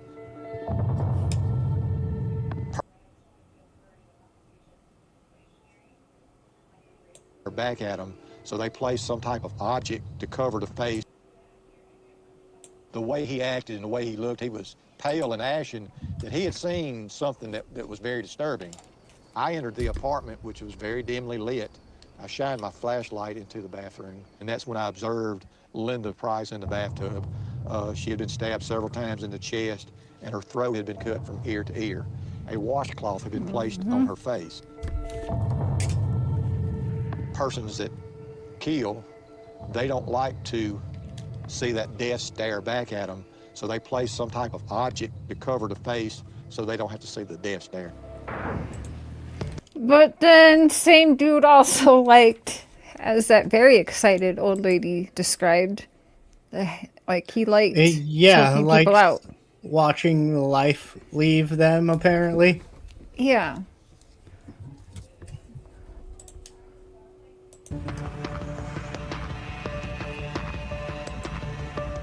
I found out later Glenn got the hell out of Mississippi and crossed the state line to Louisiana so local police couldn't come after him. Then my sister Sue got a call from Glenn out of the blue. They'd been really close growing up. It was like early evening when phone rings, like, hello? And it was Glenn. He started talking to me and he scared me, his voice and his laugh. And it sounded like he was possessed. Like it wasn't Glenn. I knew it was Glenn, but he Like was that Dawn wrong. Wells laugh. And then he said, So guess what I'm doing? And I said, what? That's And I the kept hearing this. part, or I guess I should say another part that's very intriguing to me. Do you think this is real demon shit, or do you think this is an asshole using demons as an excuse for being an asshole? Right. Yeah. I think 'Cause he is just just like into it. Yeah, I fully believe in demons and possession, and like there's even been a case where I forget the dude's name, but he got off of, I believe, a murder charge via demon possession. Like proved in court he was possessed. But then there's also people that are just shitty and they're like, well, it's because I have a demon. Like, do you, or do you just suck? It's like, you can't ask it to leave? No. You never said, yeah, well, never mind. I shouldn't say that on the internet. Someone will do it. Gonna say you never inhale sage before? Don't do that. Yeah, don't try that at home, kids. And I said, what? And he said, I'm smacking these girls on their butt. And I said, Glenn, what are you talking about? And he said, they're dead. And I'm smacking them on their butt. Okay, Rob Zombie with it. Hey. And it freaked me out. And he was laughing. Real evil. He said, I'm not going to turn myself in. It's too late. These women don't know who they're messing with. He said that they haven't even scratched the surface. He said 70.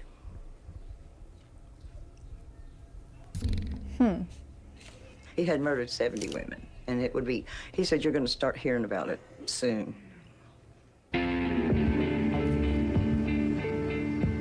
By the next night, he was at the Bossier City strip of bars and motels, doing what he'd always done, looking for cheap beer and pretty women. Nice. Right, I don't have a problem with this so far. Redhead Annie Sutton and her friend Teresa. There's another redhead like Mama. Back then I was going through a divorce. I was just kind of scared to be on my own, and I ran into Andy and met her in a bar, and she just brought me out of a depression and taught me how to live, and we became really close friends quick. I told her she could come stay at my house, you know, that I slept on the couch anyways. She was family to me. We were at the bar, and this guy went by, and she's like, I like that. His name was Glenn, Glenn Rogers. Love was a big word, you know, and for her to say she loved Glenn was out of the ordinary for her, because the man was a dime a dozen in her opinion, you know. They were all the same, but this one was different. Yeah, he was. We stayed that one night, and we took him to the bus station, and he looked at me and like really cold and told me, you take care of her now, you hear? And I was like, I will. Dude, go get on your bus. Glenn had spun a story about having to buy a car and headed south on a one-way ticket to Tampa, Florida. The ignorance of the situation you're in, you sound so cocky. I will get on the fucking bus, dude. Meanwhile, he's like, I will chop you up in a bathtub. Yeah, you know, he was just thinking, I'll kill you too. Oh, he was pissed that whole bus ride. What that bitch say to me? A couple days later, I'm contacted by the Tampa, Florida Police Department. They had a female victim down there. Glenn Rogers is a suspect in their murder. Tina Marie Cribbs was a 33-year-old hotel worker who'd gone through a divorce and was doing the best she could for her 2 kids. 2 nights after Glenn rented a room at the Tampa 8 Motel in Florida, the maid Erica Charleston came in to clean. Oh, he Erica sprung would for the later tell good the court place. what she saw. Hell yeah. The bathroom door was closed. I pushed it open. I could see a body in the tub. Just a piece of her head. I could see that it was a dead person. Tina had been stabbed twice and her body stripped before being placed in the tub. So there's another He one. was going to commit a murder in the motel room. You put the body in the bathtub before you stab it. That How do way, you when know, the blood Clay? runs out of the body with the shower running, Yeah. it's not all over the sheets, the blankets, the carpeting, the everything. What's that about the dragon tattoo and you hurt somebody, but it's okay because they didn't die? What, huh? Yeah. There's no way, okay, you leave the body in the tub, it drains all night. In the morning, you roll it up, throw it in the trunk, and drive away. Yeah. Okay. Well, Easy. don't try this at home, kids. Did we? Yeah, the Did- views and expressions of fucking Clay? Glenn Rogers are not the views and expressions of this podcast. No. You lay a shower curtain down first, duh. If you don't have any plastic wrap, they're basically made of the same shit, okay? Once again, I say things and then I look at myself in the camera and I'm like, fuck, I look like this. I mean, I love it. And it's like a forest fire just went out of control, you know. Bodies were showing up, you know, in different states, you know, down south. And my first inclination was, we got a serial killer on the loose. Police believe Sis, not my first inclination. That is literally what Chris Watt said. Well, my first inclination, or my only inclination. Like, I ain't never heard that word used before this and that Chris Watts. And yeah, it's one of those words that people use to try to sound smart and fancy. Yeah, I Googled it. No, Rogers killed 71-year-old Mark Peters in Hamilton and then dumped his body in Beattyville, Kentucky in January of 1994. From there, L.A. police say he murdered a Santa Monica woman in Van Nuys in September of 1994. L.A. investigators say he is a man with a short fuse who is killing for purely psychological reasons. Okay, so except he admitted... July 13th for Nicole Kidman and Ron Goldman. June 13th? Yeah, June 13th. Yes. Of 94. Okay, so yeah, it's just over a year then, you said? Yeah. Why was I thinking just like a couple months, but it seems like after that happened, all of a sudden that's something he picked up doing to women. Because he wasn't doing that before, right? I don't think he had really a strategy before. I think he was just doing it the way he was doing it. But yeah, right after Nicole Brown Simpson with her throat cut, all of a sudden all of this dude's victims have their throat cut, and he was in the area at the time, and I fully believe he was working on her house. Like, that actually makes sense to me. Yeah. I think so. Now there were local news reports. My brother was wanted for murder in 3 states. But Glenn hadn't been linked to Tina Marie Cribb's body in Florida just yet. Yes, Tammy, exactly. So by the time he got back to Louisiana, not a soul in them Boursier bars knew Glenn was on a Yeah, killing spree. reckless. She told me my baby's back in town, and I was like, who's your baby? Her baby was Glenn Rogers. Oh. On Wednesday, November 8th, 1995, my brother Glenn met Andy Sutton at a bar in Bossier City, Louisiana. And then they went back to the apartment she shared with her roommate, Teresa.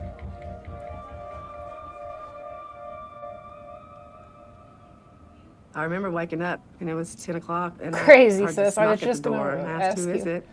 It was Andy's ex-boyfriend that she had been trying to get back with. So I told him just a minute because I figured she was back there with Glenn, and I didn't want that situation to be a drama scene. So I went and knocked on the door, and I got no answer. And I knocked again, and I got no answer. And then I finally just opened the door, and when I went in there, the covers on my waterbed were just tucked like there was something wrapped under the blanket. And I called out her name, and I heard nothing. And then I pushed on the blanket and still nothing.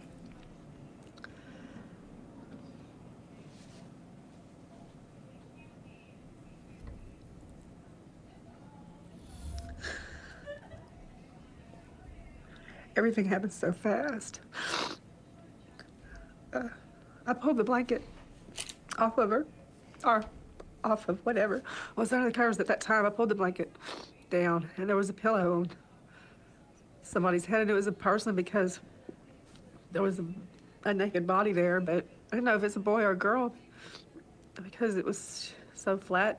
Everything was flat. And when I pulled the pillow, I pulled the covers down further, I noticed it was a girl, and I called her name, and no answer, and I pulled the pillow off of her head. Does that not seem a little catty right now to be like, she was so flat chested, I just couldn't. Like, what? And, like, did she usually sleep with a pillow on her head? Yeah, right? It was definitely a human because I saw a human. Yes, great observation. And, like, who else was sleeping in your master bedroom, lady? Yeah, they don't really go into how this one went down, but how do you get away with this with someone else in the house, apparently in her room, like this lady's room? Yeah. Because she let her stay there because she slept on the couch anyway. Yeah. Huh. Horrible, excruciating look on her face.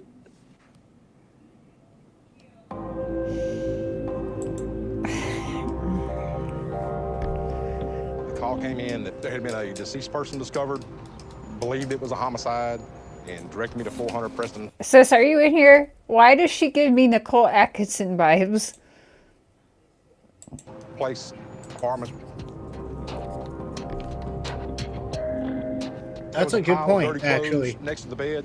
Yeah. That pile of dirty clothes. Who else would be there? She said she was going to wake her up, and then she's like, oh my god, who's this person on the bed? Yeah. The one you were going to go wake up, maybe? Yeah. A hunch. I think you'd be able to tell female body from big ass Glenn Rogers fucking. Yeah, also he has like tattoos and body hair and that, like, there's plenty of indications when someone is a dude. Yeah. Found a large butcher knife. Whoever had done this was taking out an awful lot of aggression on this lady's body. Multiple stab wounds. She had defensive wounds on her fingers and her arms. It was just a brutal death. Bad. During my interview with Teresa, she had told me that Glenn's truck was at her apartment. We can't get away ran from Glenn it, can Rogers we? through NCIC, and it came back a hit. Police now suspect Glenn Rogers in 6 killings, 1 in Ohio with the body dumped in Kentucky, 2 in California, 1 in Florida, 1 in Mississippi, and 1 in Louisiana.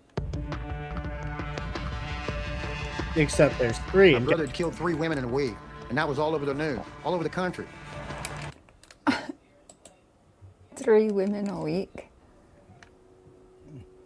I don't know. You see that red truck? Wait, I mean, he's...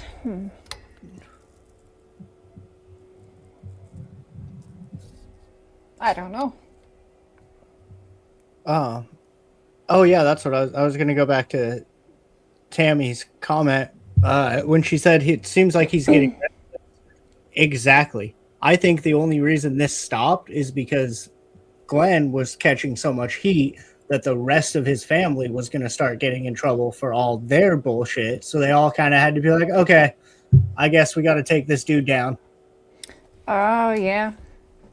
Yeah. Because, like, they all have some secrets, but if you're, especially Clay, if your brother is being investigated for all these crimes, and you know for a fact you've helped him do tons of crimes, at a certain point you're in it to save your own ass. And I think he kept, especially after this, now there's a news reel going on about your brother, the serial killer, like, at a certain point, are you going to go down with him or try to save your own ass?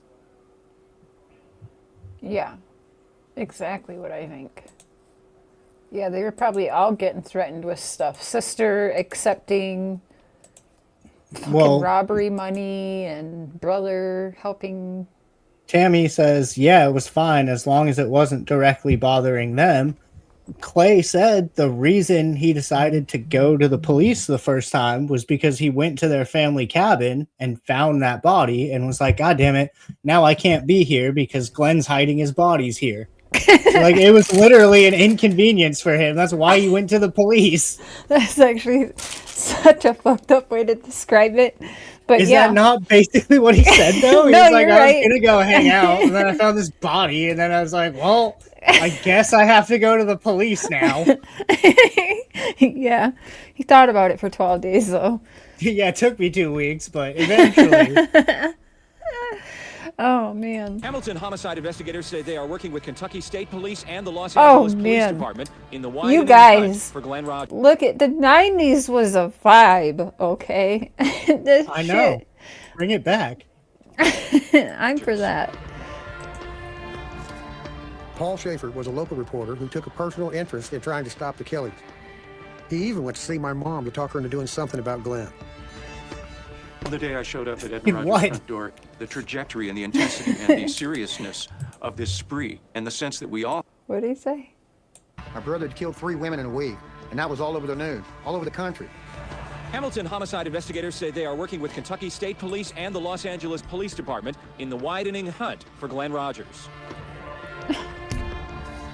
Paul Schaefer was a local reporter who took a personal interest in trying to stop the killings.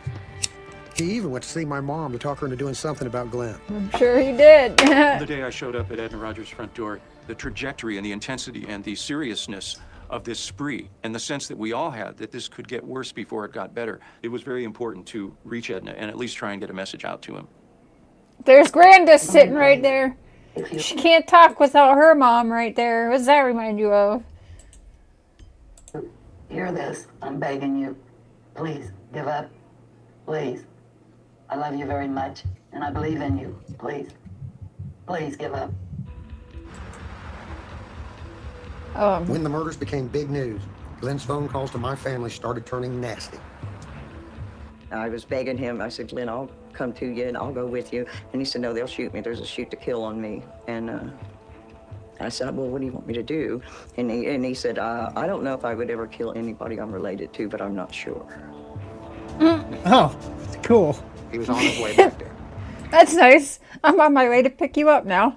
Yeah, anyway, little brother, I love you, and I hope you're doing good. God, dude. But that's what I mean. This is such a crazy family to come from. Like, what did you expect? You know what I mean? This is the exact environment that creates this. Yeah. And he says, well, then I'll just come full circle and kill everybody. Oh. He was going to come back around and kill anybody. He says, you'll either end up shooting me or I'll shoot you. After talking with police officers and detectives and family members and others who had interacted And with Glenn banging in Glenn's earlier years, mom. No, it was just very kidding. clear that he came from a very dysfunctional home, and it was my sense strongly that this was a man that likely wanted to kill How his bad mother do you want the and others. information, you know? Right? That's But like, principally have you, by chance, have you seen Big Money Rustlers? ICP's movie? No. It's a whole thing, but Shaggy Two Dope's character comes back into this western town to take over being the sheriff to clean up the town or whatever, and Shaggy's mom is just like the town whore, but she's like pretending to be a sweet Christianly woman, so they're like having this sweet heart-to-heart, and then some random dude pops in, she's like, oh damn, that's your mom? She's got the fastest hands in the West. No, why have I not seen that? No, I literally just took note of it, so I'm gonna see it. I know you don't want to hurt me. You love me too much, and I love him. She can't She thought even he was look coming at the back to kill her camera. and Bob, her boyfriend at the time. The mom's kind of the My only mom one I Edna feel had bad started seeing for. Bob after our dad Claude had been turned into a cripple by stroke. She'd been nursing my dad back to health for 2 years until his death in 1987, and then moved Bob in, which totally pissed Glenn off. You know, it might seem surprising to people. Why would he lash out at his mother if his father or others were actually the sources of the abuse?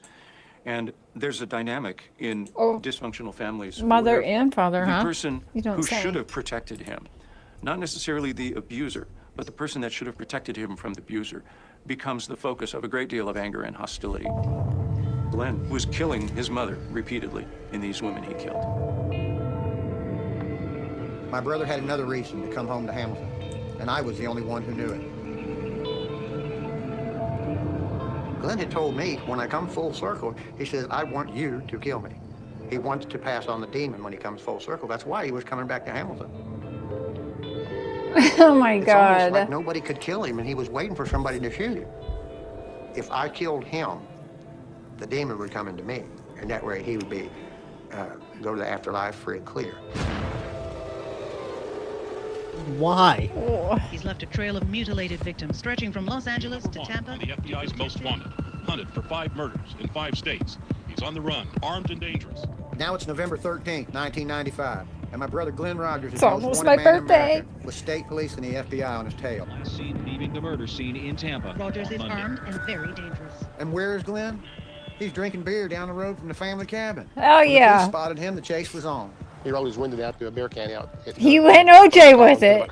I do kind of admire how they just always end up back at the family farm. Like, yeah, fuck it, I'm going home for a little while. I know the Yeah. entire nation is out to get me, but I want to go home. Yeah. Like,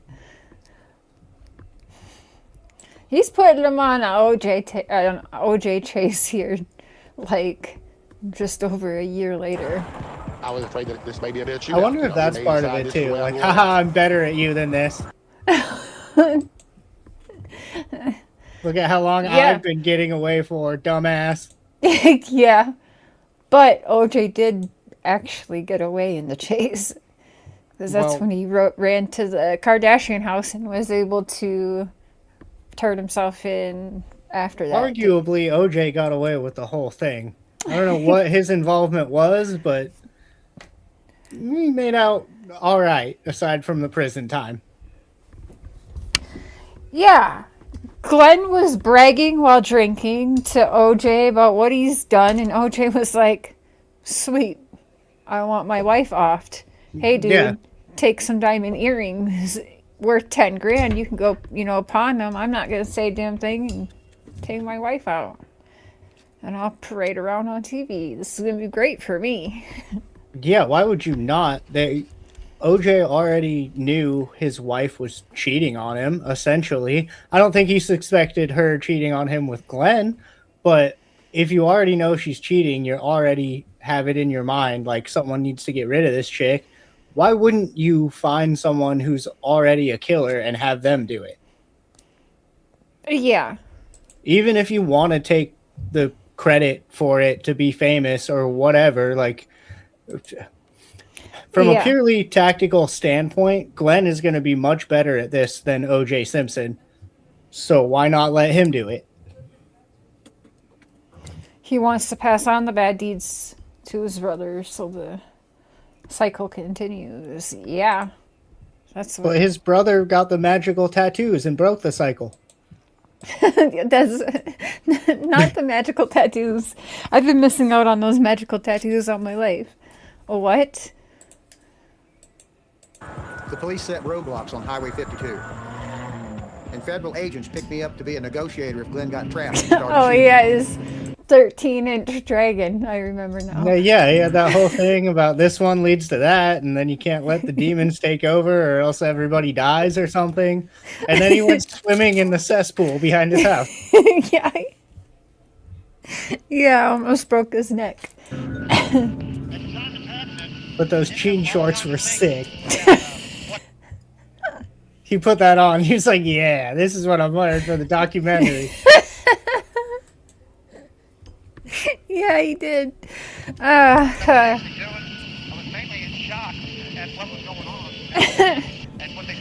Oh, wait. Oh, yeah. Clay was in the military. I totally forgot about that. But yeah. Yeah, that he got shipped off to the military because he was 18 and Glenn was still a juvenile who don't get punished for crimes and just kept going to juvie and getting out and going to juvie and getting out. You need to clip that part right there. Okay. That was What good. time? Hour 54. Clip it. There's apparently, we're going to test this out. There's apparently a StreamYard feature where because I said clip it, it'll timestamp this now. So we'll see. I didn't know that. I don't know if it works.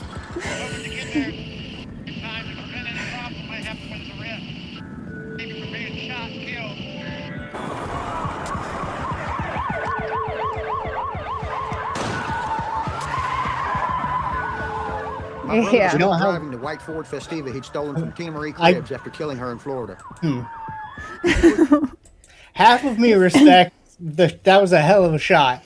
The other half of me thinks we don't have spike strips. We don't have.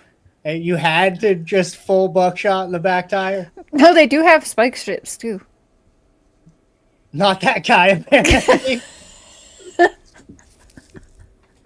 But then again, if I'm in that situation with a shotgun, I'm probably popping one off too. Because like, Okay. Say it. Clip it. clip it. That little car to StreamYard's over gonna be 100 miles so an hour before confused it by was this off the road. episode. Outside Waco, Kentucky.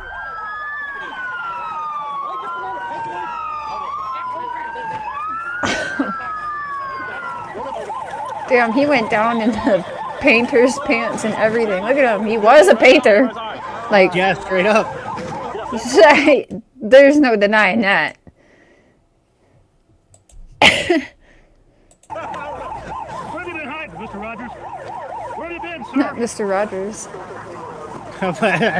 That's unfortunate. How many people have you killed, Mr. Rogers? Huh? How many people? I want that soundbite so bad.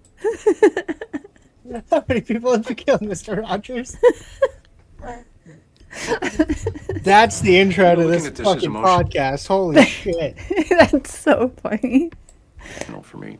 This was a victim's car, and in that car was pieces of her jewelry and earrings, and there was a lipstick thing, and seeing that car made it very, very, very personal. Glenn, did you do this? One-on-one, talk to me in person alone. Did you do this, Glenn? Watch the dude's hand. What? Jail, you interview me. Did you kill the women? You hear me? Did you kill these women?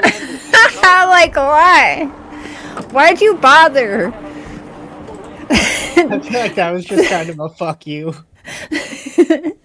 Or it's just like all for show at that point. He's like, I just. I don't know what that was. I don't know why I love that part so much. Like, when Don Wells allegedly might get arrested one day, I really hope somebody does that to him. It is just a for weird me. thing to do. Just like, what? Get off me! You rubbed out his entire me. face. Fuck off. I think if I was in handcuffs, that would piss me off. Yeah. Good and evil exist in this world. And there's some people that are just evil for the sake of being evil, and they like it. Would you put your brother Glenn in that category? I think Glenn would have been a wonderful father, a great human being, but he wasn't given the tools that he needed to become that person. He had Instead, like was given the 5 tools chances. to become the exact opposite. Yeah, and then, okay, so, like, what tools did Clay receive that Glenn never received? Honestly, I think he's just better at getting away with shit because he was in the military. He knows how to do it clean. Yeah. That's true, yeah. And, like, This yeah. Clay seems very cold and calculated and tactical. His brother seems like, oh, I don't know, fuck it, it's Tuesday. And, like, jealous that his brother was the ladies' man, so he's like, he's gotta go. That could be it too, yeah. He's mad his brother's getting laid more. He's like, okay, this is bullshit. I taught him how to rob stuff. Yeah.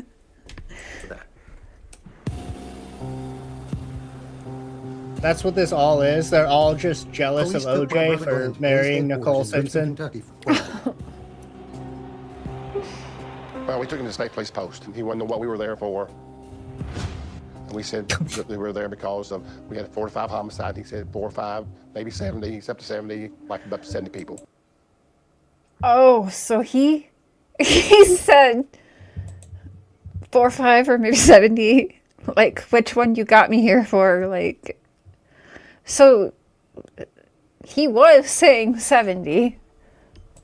Yeah, it sounds like that was his number, his go-to number whenever anyone asked. And laughed as he made the claim. Statements were documented as part of a petition for a search warrant signed by KSP Detective Robert Stevens. The search warrant called for hair, blood, and other tissue samples from Rogers, who was only 33. Wow, that's okay. I thought he was older than that. Well, he started at, I don't know, in his teenage years. 8, yeah, Robin at 8 years old, Clay said. Well, yeah, he started when he was a child, but he started doing it on his own, like when he was a teenager. I interviewed Glenn D. Rogers and advised him that we were looking at him concerning the murder of 5 people. Wait, how am I reading that wrong? I interviewed Glenn D. Rogers. Oh, okay, I was reading that as Clay. I'm like, wait, so they were going to get Clay for the murders? I advised that we were looking at him considering the murder of 5 people. We had 5 bodies. Floyd McIntosh, who was with me at the time, that it's more like 70 bodies, and laughed as he said this. Whoa. Huh. These 5 that we knew about, and that he's told us now there's more. Glenn, why'd you do it, Glenn? Why'd you do it, Glenn? We talked to Sue, Glenn. We talked to Sue. Why'd you do it, Glenn? Your mother called me 5 minutes ago to tell you she loves you. Do you have a message for her? Glenn, why'd you do it, man? Oh, that was a tactic if I ever seen one. Mm-hmm. Nice. Ooh. Also, Yeah. one of my favorite rap lyrics of all time, I kill because I can. What the fuck I need a reason for? Just being like, why'd you do it? Like, cuz? Fucking I wanted to? Yeah. He had killed several, maybe 15 to 20 people. I'm not sure he did the 30 or 40 or 70, but I think he has killed more than what we know because he killed those 3 or 4 real quick. Yeah, he was killing multiple at once. This is November the 14th, 1995, jail docket from Madison County, Kentucky. I'd like to call the Yeah, that's case a good of, point. If we're going to Glenn believe his Edward sister Rogers. about that phone call where he said, it's them, I'm slapping their butts, that would infer that there's more than one. Yeah, because he said they're dead and I'm slapping their butts right now, right? Yeah, like multiple. So is that 2? Is that 3? Like how many? He's stacking multiple some days, apparently. Yeah. Mr. Rogers? Yes, sir. I want to read to you at this time your rights. When a case like this comes to a climax and a guy like Glenn is arrested, police departments all over the country start pulling out their unsolved cases and looking to see, could he have been linked to this? And this was happening all over.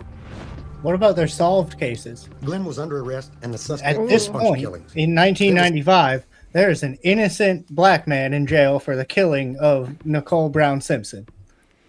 Yeah. At least innocent of making the kills. Well, yeah, I don't know Perhaps about should have had a innocent, different but charge. Like conspiring accessory. to kill. Yeah, something. Paying a hitman? That seems like what this is. Yeah. Yeah. I don't know what the charge is for that, but I'm pretty sure you can't pay a hitman. Yeah, that's true. Cynthia Berger in California, Jean Ludwig in Michigan, Valerie Brooks in Kentucky, Kayla Mayberry in Louisiana, as well as Carrie Gaskins, Kelly Camargo, and Tommy Wolsifer in Ohio. He was My killing phone dudes too. rang nonstop in my Oh, office I'm from sure. I agencies guarantee all over it. the United Yeah, States because he and killed Tommy. Canada, Someone was a dude, calling, and inquiring Mark. about our investigation I feel like most and of the trying dudes to find probably some link, it probably maybe wasn't some personal. unsolved He murders that probably they wasn't had. doing that for fun. They just got in his way. That was Oh, like drug deals gone bad or robberies gone sideways. Like I don't think he liked killing dudes, but he just whatever. yeah. Oh yeah. I mean, he was definitely involved, but did he actually kill them? He Well, for sure made friends with this dude and said, "Kill my wife." That's what I think. Glenn was running his mouth. OJ heard it. OJ was like, "Hey." we all know that the gloves didn't fit. So, therefore, what happened in that house that day? It clearly wasn't OJ. Yeah. I don't it just the whole OJ trial has always seemed weird and convenient to me. Like, oh yeah, OJ just snapped and killed his wife and that was that. Well, moving on. Mm-hmm. And then to know this dude was in California, in LA specifically, around that same time, in the middle of his killing spree, like, I think there's at least enough to investigate into that. Yeah, and after Nicole and Ron, it seems Glenn picked a way and kept to the way he was killing, which was that same way. Yeah, if we're under the assumption that he did that, apparently he found out that's the way he liked to do it because almost every other victim from that point on was done that same way Yeah. in a bathroom. And I don't know how I know that. I read it on Wikipedia. in their jurisdictions. Most casual. Sorry, that's the most casual admission to a murder. Like, oh well, yeah, you do it in the bathtub because then that way it doesn't leave a mess, and then you just roll them up in a sheet the next morning and you just leave. Nobody making this documentary was like, I think I have to call the police now. No, they were getting such good shots. They didn't even care. We are giving them good views, so. Is it a smidgen of these other agencies? There's a lot of bodies that he's responsible for in the United States.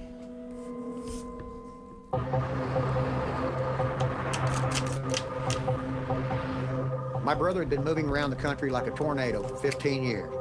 When police took a closer look, they found a pattern. Rare types of killings, bodies left in tubs, frenzied stabbings, and women burnt in cars. We're turning up in places Glenn had passed through, matching him like a glove.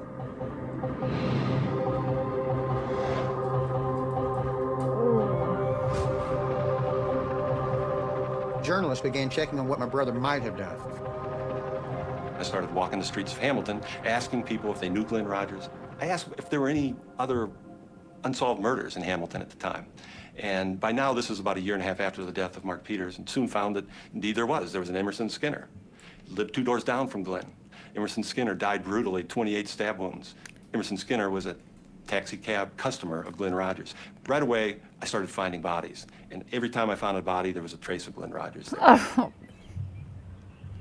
Weird.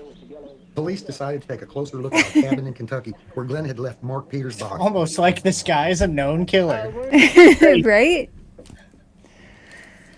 And they're still not quite believing him? Wait, no. They were filming from that cabin. That's the same cabin, no? Yeah, Oh, it is. yeah. Holy shit. Interesting. Does he do tarot cards in there? I feel like there's a lot of things go down in there that I don't want to know about. Yeah. We're searching for any evidence of human remains. I learned later searchers found human bone and hair in 2 fire pits which could not have belonged to Mark Peters. A sign Glenn had killed at least another couple of people up there. Yeah, all Glenn, of course. Just Glenn.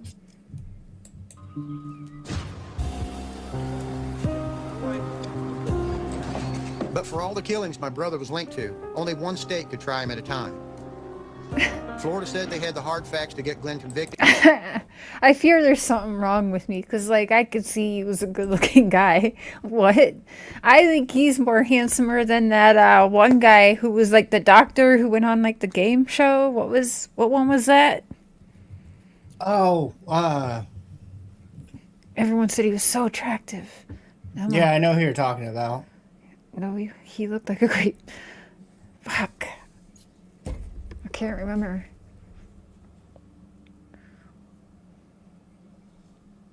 He did abuse her, so it was easier to believe he done it. Oh, yeah. He did abuse her. There's 911 calls for that, for sure. What the hell is his name? Damn it. And put in the electric chair. Tampa is the last place Glenn Rogers wants to be, but he lost his 6-month battle today to stay out of a state known for its executions. If prosecutors get their way, Rogers won't leave Florida alive. From the first time I talked to him in Hillsborough County Jail, I told him his only recourse was to come clean, and at least that way they would know that he was sick to begin with, and he'd have some shot, or maybe life in prison. He has something that he most definitely wants to say. Not sure who it's to. Can't think of it. It turned out it would be a criminal profiler called Anthony Mioli, who first wrote Glenn in 2009.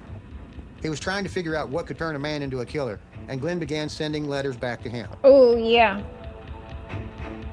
Over the past 2.5 years, Holy shit. we've been writing on a regular basis. Yeah. It took about 6 or 7 months before I received my first initial breakthrough. Probably got about that from Rhonda Glover. Rogers had revealed to me a traumatic childhood event that occurred with his father around 1975 or 1976, putting him around 13 years of age. And he went into great detail. It was the 1970s. Rodney I was forced to go to Alcala? work every day at 3:30 p.m. with my dad. He was a janitor for the United Way in Hamilton, Ohio. On many days, he would bring a lady back with him and go to the basement. I forgot And one about night, he did the this. same. Earlier, Mom had called about 10 times. I said he was outside working. She called me a liar and cussed me out over and over again. A while later, the lady came up from the basement and says, "Your dad wants to drink from the jug." The phone was ringing nonstop. She grabbed my face cheeks and says, "You be a good boy." I said, "You ain't my mom. You're a damn whore." She said, "Your mother's a stupid bitch," and walked down the hallway. I got really, really pissed, and the damn phone was still ringing. I jumped up, ran down the short hallway, and pushed her from the back down the basement steps. I forgot about Then out of fear from this. hearing my dad yell, I ran and hid in the closet. I heard screaming and yelling, and then all of a sudden it went quiet. It seems like forever. Then my dad calls my name. "You good for mother bastard? You've done it now. You killed her. She's laying on the floor." I couldn't tell if it was blood on the floor or if it was wine. He said, "Boy, we gotta clean up this mess." Kept saying, "You can't tell anyone or they will put you in prison and beat you every day."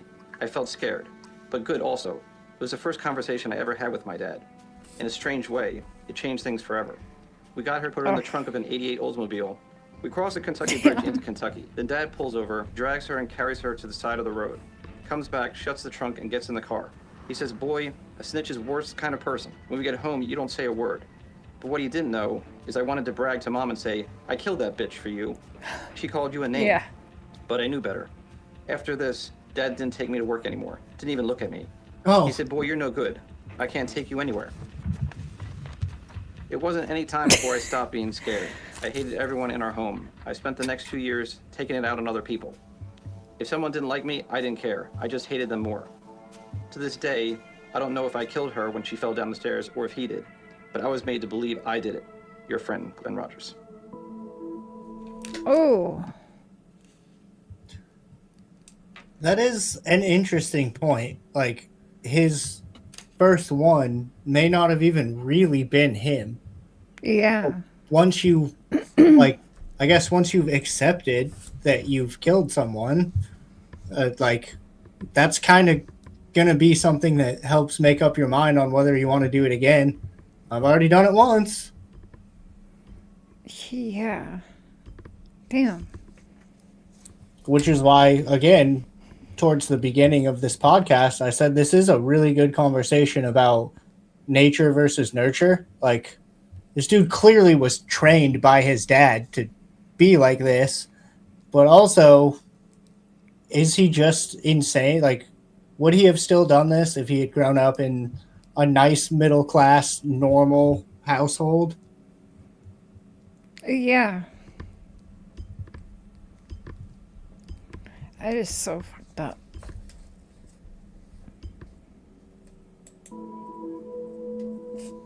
And nothing ever happened about it. It's just not that hard to get away with. You dig a hole far enough out and deep enough, no one ever knows. Excuse me? I don't know how he keeps being in the know of stuff he's never done. Clearly, he's just great at research, okay? I was joking, but this is probably true. He learned it from his dad. But he actually probably did. Yeah, his dad and his brother. Thanks for all your help and friendship. See, I'm quite not sold. I'm not sold on him really being a monster. I'm so fucked up, I know. I mean, there's also something. My whole shtick is being a creepy clown. Like, that's what I'm doing here. There's something almost even more creepy about it when I'm like, thank you for being so kind and such a good friend. It's like, don't say that to me, Glenn Rogers. Fuck off. Yeah, that's true. So it's not sweet. Okay. His first big confession to the criminal profiler. A serial killer's killing me. I just know it. Crime, the murder of Nicole Brown Simpson.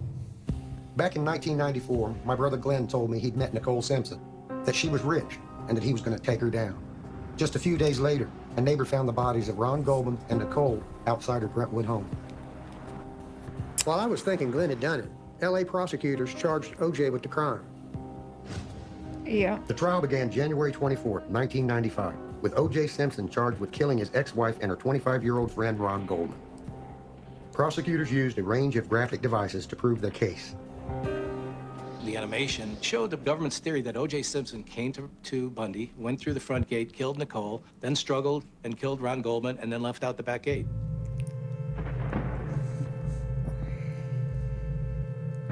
But the prosecution changed their claim on how the victims had been attacked when new evidence was laid out by the coroner.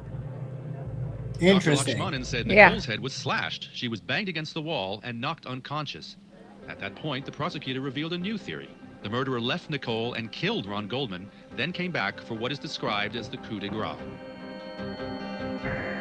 Okay, that's why my theory is, because yeah, they said came back and slit her throat, whatever. I think that was OJ, personally, because I do know he showed up there. He wanted to know the job was done, in my opinion, allegedly. And so she was already dead like that, and he slit her throat to maybe make it for sure look like Glenn Rogers. Like, I don't know really, but like, I think he just was a weirdo like that. Well, this is also making me wonder, are they both there and OJ is fighting the dude while he is killing Nicole? And then, like, once everything is over, OJ went and got his licks in on his ex-wife? Yeah. I still don't know how OJ would have got back in time, though, to be there, because he was out of town in a hotel. Like, I remember that being a huge thing. Like, well, how did he get there in time, like, to be there? And, yeah, he was not there. He was, like, I don't know if he was in a different state or just a different part of California or something. I don't know, but he was a whiles away. Well, I mean, if I remember correctly. This is also the mid 90s where there's not, I don't remember who exactly. I saw a comment about serial killers used to be able to get away with a lot more. Yeah, there wasn't cameras everywhere. There wasn't internet traceability. Fingerprinting wasn't that good. DNA wasn't that good. Like, OJ can say he was in a hotel room all he wants, but was he really? How do we know that? see if I can find it. Well, when we first saw it, it presented O.J. Simpson as the murderer, sole murderer, in this alcove. It just didn't fit. By that time, we'd come up with the fact that there had to be more than one person. Yeah. After 8 See, months of okay. evidence and 3 hours of deliberation, the trial of the century ended October 3rd, 1995. We, the jury, in the above entitled action, find the defendant, Orenthal James Simpson, not guilty of the crime of murder in violation of Penal Code Section 187A, a felony upon Nicole Brown Simpson.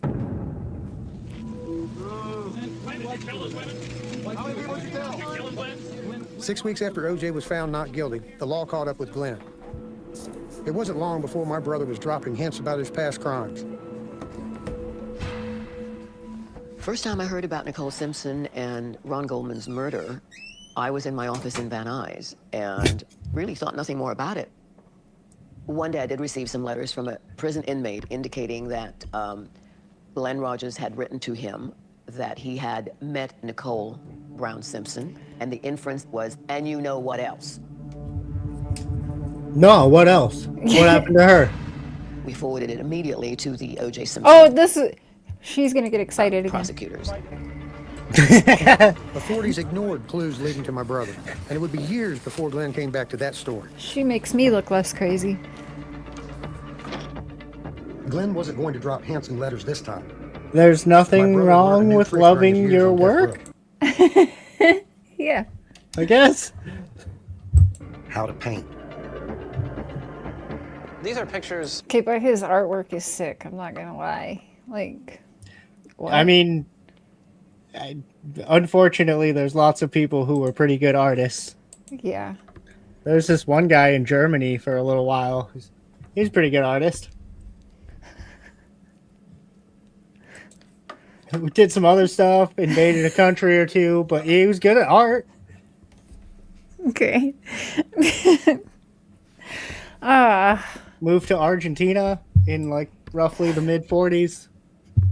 That Glenn Rogers actually drew in his cell at various times during our correspondence.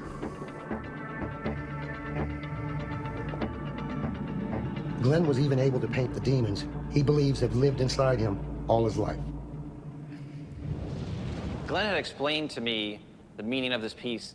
Basically, what you see here is two bottomless abysses, and this is the evil within him looking into the deep abyss and seeing two huge tunnels leading down into hell.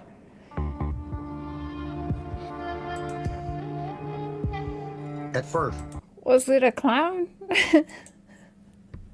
We're clipping that. I was just thinking, like, his artwork has a very vibe to it. Yeah. Glenn drew what took over his mind when crimes occurred. Then my brother started drawing hints about the blood he had shed. At this stage of our relationship, Glenn starts to include clues and or names and or places that he knows I will find in a certain amount of time. This is the In jigsaw June right 2011, here. Glenn sent the criminal profiler a clue that linked him to the murders of Nicole Simpson and Ron Goldman. Boom. Here you see R-O-N, and on this tombstone, you see the letters N-I-C-O-L-E. His admission of his involvement in the Ronald Goldman and Nicole Brown Simpson murders.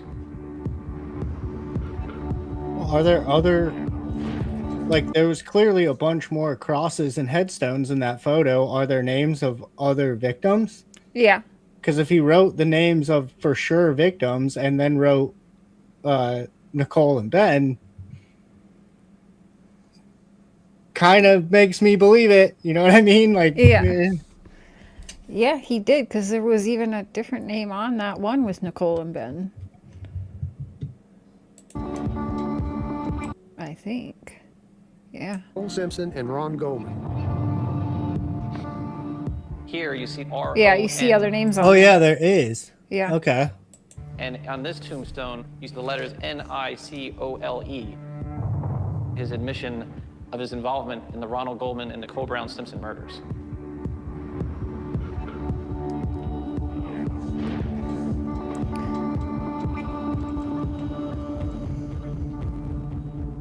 After getting many letters and paintings, The criminal profiler wanted to confront my brother in person to get the evidence he needed.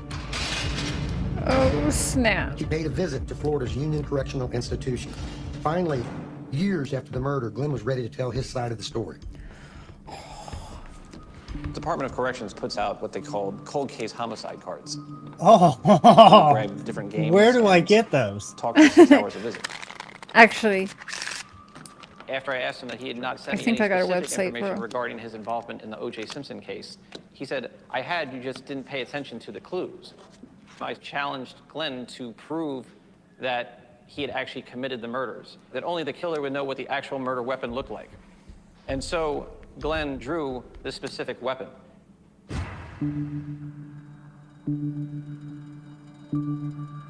Now, Glenn added a twist that he never told me. A husband's anger over a high-dollar gift that had been kept by his ex-wife was behind it all. Interesting. Glenn told the criminal profiler he was paid to steal Are back you- Nicole's diamonds. You know what that blade was, right? yeah, katana. Right? That's the... I forget the actual name for it, but that's the smaller one samurais carry for self-deletion if they dishonor their family. That's the one that's made to take your life, not somebody else's. Huh. Weird, right? That's interesting. I mean, it could. Glenn might not have known that either. It could have just been like, "This is a big knife," but that's what that was. Is the I forget? It's not a katana, but This it's basically a will mini slit throats katana. good. It will. I mean, if that's what you're looking to do. Yeah. Can you show me a $1,000? Now, Glenn added a twist that he never told me. A husband's anger over a high-dollar gift that had been kept by his ex-wife was behind it all. Glenn told the criminal profiler he was paid to steal back Nicole's diamonds. Can you show me a set of That's earrings what it that would was. cost approximately $20,000 about 20 years ago? Oh, 20,000. O.J. Simpson allegedly hired Glenn Rogers to get into the house of Nicole Brown Simpson and get a pair of earrings. Essentially, his belief was that they were worth $20,000. Glenn So 10 told grand me per that O.J.'s earring. instructions were that you may have to kill the bitch. Those were his exact words. Glenn Rogers explained to me that he had parked his I white should have pickup known truck, that. a The Ford thing is pickup called truck. a tonto, which is a word I should know. Tonto. A dagger or short knife primarily used as a last resort weapon. Hmm. So it's the one they do the samurai thing with. That is interesting. Did On he a know side that? street right by the side of the condo. I don't know. He explained that O.J. knew Like all the of a other spare side set of that feet. is tactically is a very effective blade for what he was trying to do. So either he knew that and he's a weirdo, or he just found it somewhere and he's like, yeah, this will work. Well, he was thinking about taking out his family and then maybe taking himself out. Didn't Clay say that? Yeah. Well, no, he wanted Clay to take him out him so he out. could pass along the demon. Oh, yeah. How could I Which- forget? That's debatable on if that would even work or not, but whatever, Glenn. So it was 10 grand per diamond earring. though. Actually, his belief was that they were worth $20,000. Glenn told me that O.J.'s instructions were that you may have to kill the bitch. Those were his exact words. Glenn Rogers Don't threaten explained. me with a good time. I was OJ gonna say, so Simpson. like, was Glenn bragging and he knew what to say, or did he just not know what he was saying and who? He just Yeah, so happened. Could have been a robbery gone wrong. But I feel like if it was a robbery gone wrong, OJ would have been a lot more upset. Yeah. Like, no matter what you think happened in that house that day, OJ was not that upset that his wife had just been murdered. No. No. So he wanted it done. Yeah, something was gonna happen regardless. To me that he had parked his white pickup truck, a Ford pickup truck, on a side street right by the side of the condo. He explained that O.J. knew of a spare set of keys in the rear of the condo. The idea was that actually the murder would take place inside the home. Once Glenn got the keys, he then crouched down just past the front of the gate. At that moment is when Ronald Goldman walks through the front gate. Yep. Because she forgot sunglasses at the Glenn Rogers restaurant. realized that Ronald Goldman suddenly became an obstacle that needed to be dealt with. He struck him with a large knife, incapacitating him, and threw him against the tree. Stabbing It him. was That's not his something MO. that I'd expected Rogers to say. He said that upon her entering into the fray, he stabbed Nicole Brown Simpson once, and she fainted. He charged Goldman and pushing him against the tree, where he later was found deceased. So, like you said, the men ended up dying by him because they got in his way. Yeah, you're just, and I'm trying to do something, get out of my way. Yeah. Or drug deal's gone wrong, or robbery's gone wrong, or I'm trying to take your girl. Like, I don't think the men were personal. Yeah. He said that he pulled her hair back to expose her neck and pulled the knife once to sever her neck to kill her instantly. Well, you know, after she had been stabbed. OJ Yeah. The killer instantly after several minutes of fighting this other guy. Yeah. didn't want to, quote, get his hands dirty, per se, in the crimes. Yeah. He was That's what I essentially going said. to check on Glenn's work. Yes. This is what I If believe. Glenn's story was true, there had to be something at the crime scene to show he'd been there. And sure enough, evidence came out in the Simpson trial that 2 men were there. Shoe prints spelled out His of ugly ass shoes. Andy Lorenzo. He said, "That's not my ugly ass shoes. You'd never catch me dead in them ugly ass shoes." And then they were like, "Well, what about you walking the red carpet in these exact ugly ass shoes?" That was the best. I love it when celebrities do that. They forget shit they've already done. They're like, I would never. Like, here's a picture of you doing it, though. So, fucking liar. Shoes, he said, are Now I don't to trust the ones rest that of could your have been worn by testimony, O.J. Simpson idiot. to commit the murder. Bodziak examined the bloody footprints found on the walkway outside Nicole Brown Simpson's condo. They matched the soles on the exclusive Bruno Malley shoes, he said, and the size of Simpson's tennis shoes are a perfect fit. But the shoe prints that looked like OJ's weren't the only ones there. Boom! Possible to identify here a design that resembles a shoe. Yes. Nationally known forensic scientist Henry Lee identified a second set of shoe prints, what could be a mystery murderer. By the time OJ had gotten there, 2 people had bled significantly onto the sidewalk. If O.J. Simpson told me I did it, I would want to know. That actually You've got to explain makes to me a how. lot of sense. The reason you would find OJ's footprints all over is because Glenn got out while it was still relatively clean. Yeah. He had to make sure. You did this in less than 6 minutes and got rid of the weapon, the clothes, the bloody clothes. How did you do this? Impossible.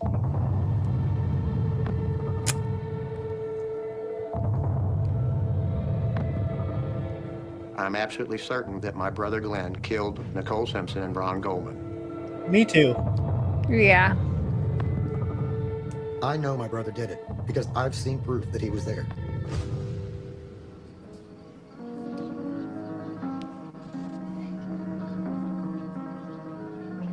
Somber members of the Brown family attended a candlelight vigil marking the first anniversary of the death of Nicole Brown Simpson and her friend Ron Goldman on June 12, 1994. Family members wore angel pins in memory of Nicole, who had collected angel jewelry before her death. I remember the pin. Mom said Glenn sent it to her. And when she went to trial, he wanted her to wear it. In 2010, I got another letter from Glenn, and this is what it said.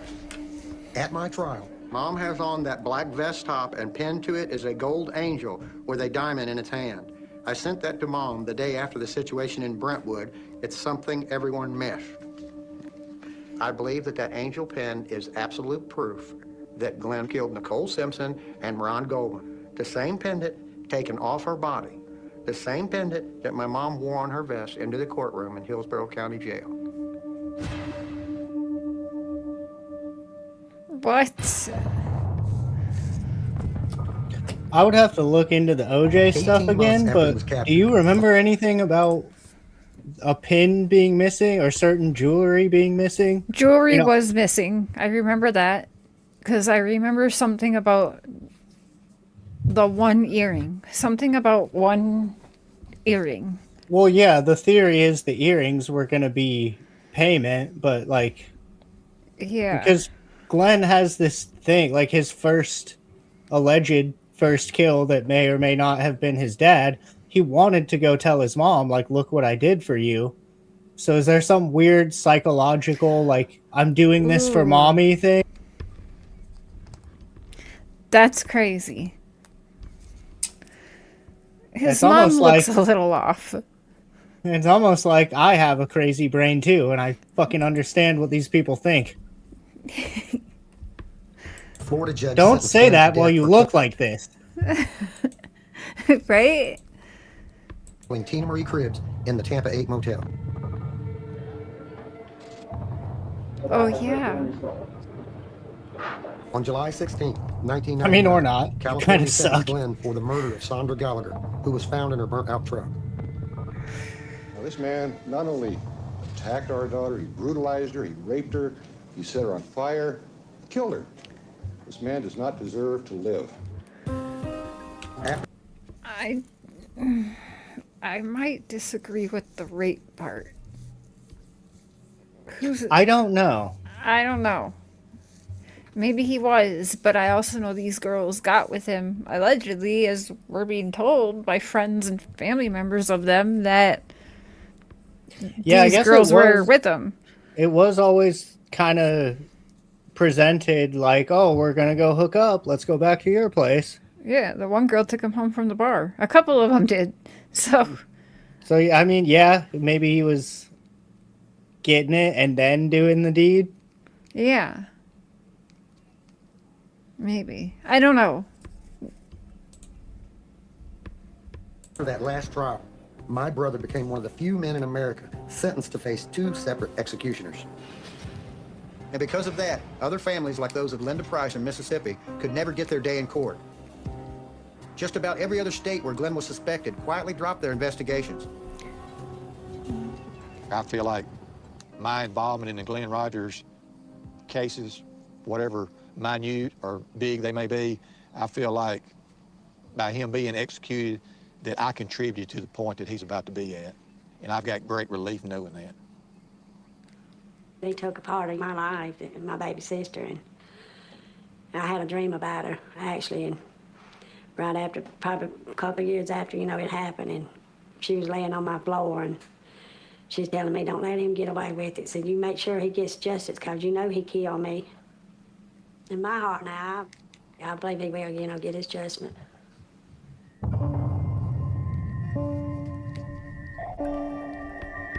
It's been 15 years since a judge sentenced Glenn to die.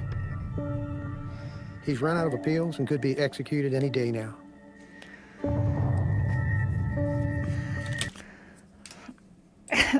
That looks like Mark with no beard or facial hair. Oh no. Yes. Babe. This is the podcast that I gets us need canceled. you. I knew I had a problem. I'm a confirmed psychopath and you're married to Glenn Rogers. Fuck. This is the one that gets us canceled. Wait, stop. I need to see a picture of you with no facial hair. Can we find one? Because like I was saying, I understood how people fell for Glenn Rogers because he was kind of decent looking. And then it shows him all shaven and like years later. Come on. That's you when you shave. Where's fuck you too. I can see the eyes. Yes. I need a picture of you when you have no facial hair. Can you find one? Okay, but after this, I'm fun for the boys. Go shave right now. You gotta shave. No, I'll cry if he shaves. That guy's horrible looking. Wait, hold on. Stop. No, he's not. His nose is a little crooked. Ouch. His nose is a little crooked. Chubb just grabbed my nipple. Grab my nipple. Okay, hold on. Said the judge sentenced Wait, Glenn to die. can you unshare screen for 1 minute? Yeah. Because I don't know what he's about to get into.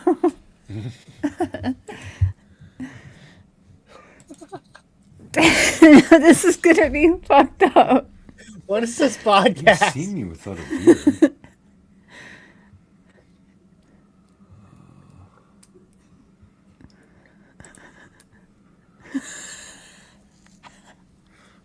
Just killing herself over there.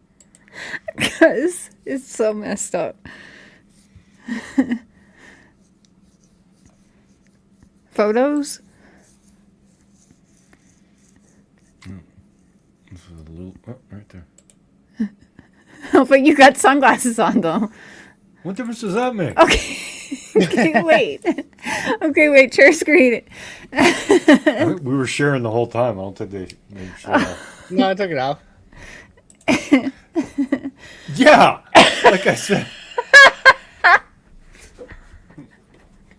Wait. Wait, what do I do? What do I do? Hold What on. do you do? Gouge your eyes out because they don't work. There we go. What you do is apparently not compare your husband to serial killers. Ugh. Oh no. He said, oh no. You guys. And you seen his eyes without the sunglasses. I knew I had a problem. Okay. Well, I guess we solved one of your deep-seated psychological issues tonight. Hashtag save Mark.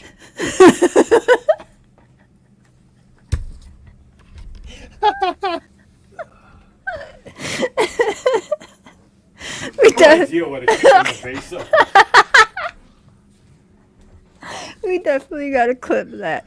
Okay, you can reshare the other screen to finish this. I don't have it on my end yet. Oh. Oh my god. That was a hard left turn I was not expecting.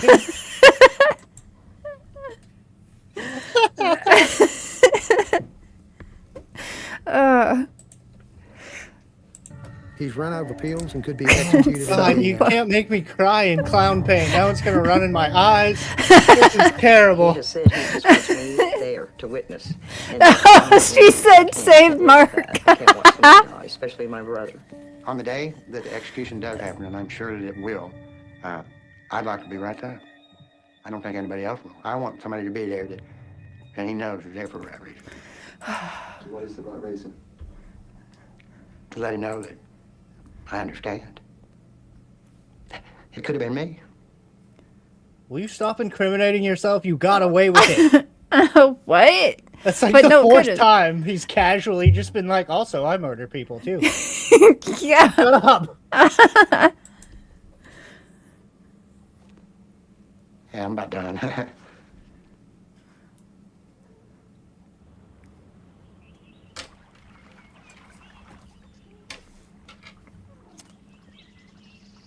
This is the Rogers Family Cemetery in Lee County, Kentucky. Our family's been buried here since 1840. My brother Glenn is on death row, and this is where he wants to be buried.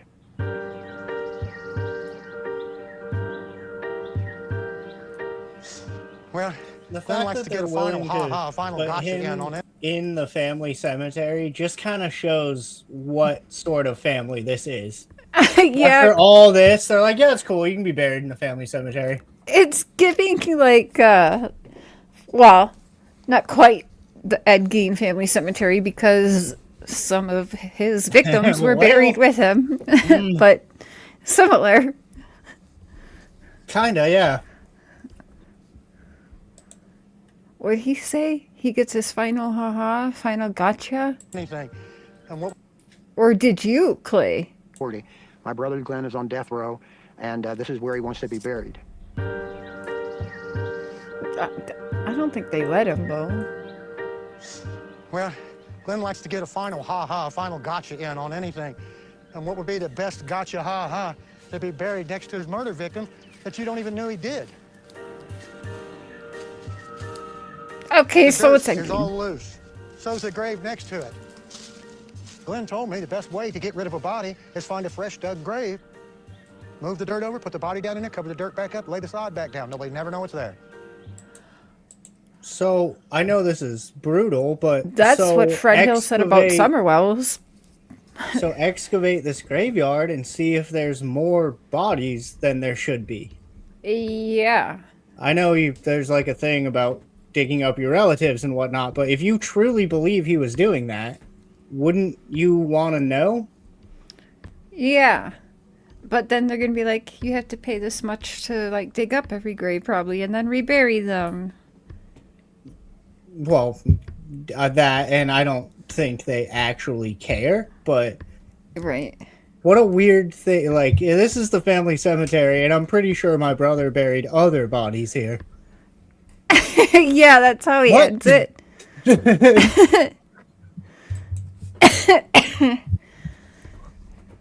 Wow. What a crazy ride, first of all, but also just a crazy theory that this dude may have been the one who killed Nicole Brown Simpson. And it makes sense. It's not like, oh, yeah, Ted Bundy was kind of in this area around this time, maybe. Like, he was fucking there, for sure. Yeah. Yeah. There's no denying it. He had paycheck stubs and everything. Save Mark is crazy. I mean, I guess we're getting a jump on the hashtags. Yeah. Because we're going to come in handy soon. Oh, I don't know if you've heard or not, but they say that I beat Mark. And so they started the Save Mark hashtag a couple years ago. Well, I mean, clearly. Yeah. It's not just that men like crazy girls sometimes. He's perfectly happy. Well. Or he might be Glenn Rogers. Mr. Rogers, how many people have you killed? That's so fucked up. Oh, I want that soundbite. Yeah, you should clip that. Now we just make fun of their dumbass. I don't see that he would have just done it for clout or to even like somehow protect what's his face, because he had already gone through the trials and stuff by the time he was caught.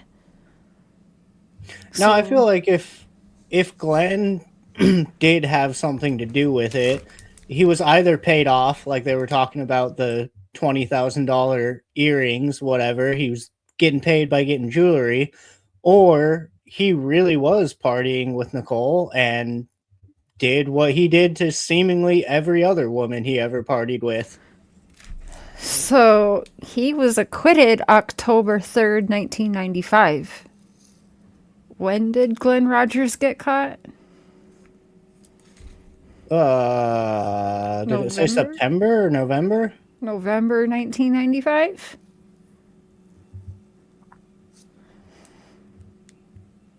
I don't think he's protecting OJ, but I think OJ was a part of it. Yeah, I feel like, if anything, OJ put a hit out. I feel like he paid for it and then went back to the crime scene, like Cher was saying, went back to the crime scene to make sure the job was done. And that's when he got himself caught up. November 13th arrested in 1995. So OJ was acquitted just over a month. A couple months almost before like that? 6 weeks before he was caught. OJ was acquitted. Yeah, I don't understand why they didn't investigate into that more. I mean, I guess they got the narrative they wanted. They were able to charge OJ a little bit. Like, everything all worked out, and they were able to at least say that, oh, look, we figured out what happened, case closed. But it baffles me. This isn't a more looked into thing. This is about Glenn Rogers from about a year ago. When was he? Do we know when he was executed? Yeah. Or has he been yet? I thought he had been. I think he is. Yeah, he is.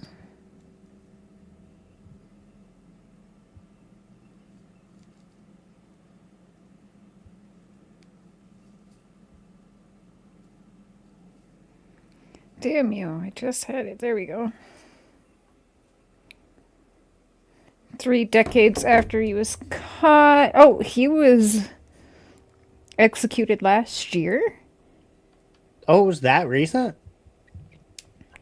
Hold up, wait a minute. May 15th, 2025, he was executed. Executed, yeah.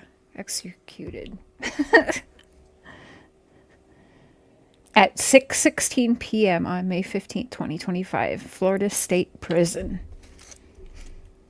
I wonder how mad he was that OJ got all the clout. He got the book deal, he got the fame, he got the interviews. Yeah. I don't know. Because he wasn't doing interviews himself or talking about it. He was just writing that one attorney, right? Or did you think he was hoping that would get him clout? Well, he loved bragging about Nicole. I mean, That's true. It seems like everywhere he went, he was telling people about that. There also could be the other part of that, though. If he is just in it for the love of the game, that would be like your Super Bowl, I guess. Like, I got someone super famous and got away with it.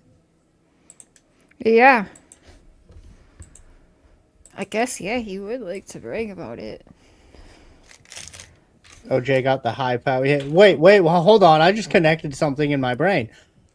Glenn Rogers is the reason the Kardashians are famous. Yeah, pretty much. That's insane. Some moonshiner from the backwoods of Kentucky is the reason the Kardashians have billions of dollars. Yeah, a serial Allegedly. killer. Imagine There's a that. thing scrolling across the top. Don't sue me, Kim K. Oh, wait, you can't. You couldn't pass the bar. She'll just get a certain other YouTuber to defend her. Fucking please sue me.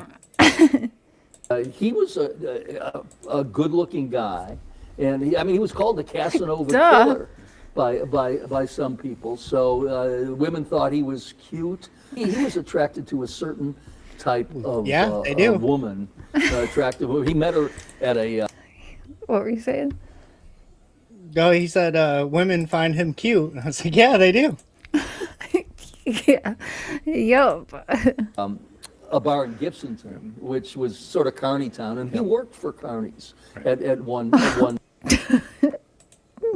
Perfect. Point.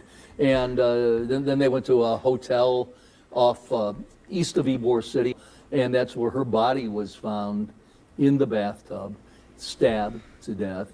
And there were other murders very similarly that he was associated with. But what obviously brought him down was that he had her car, and the wallet had his fingerprints on it as well as her fingerprints. And he said, well, when I left there, she was alive and fine. It Okay. took a while for them to catch him. Oh, yeah. Case closed.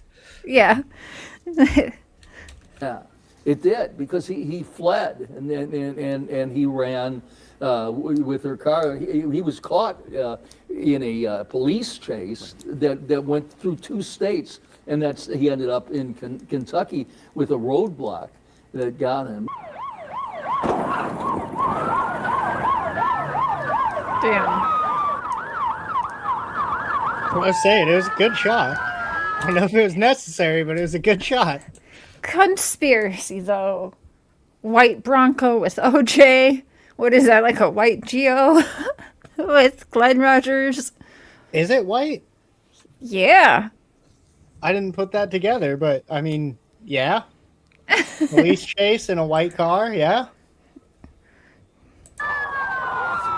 Oh, fuck, it is. Well, that Geo gets better gas mileage for sure. Huh? That Geo gets better gas mileage. Yeah, for sure.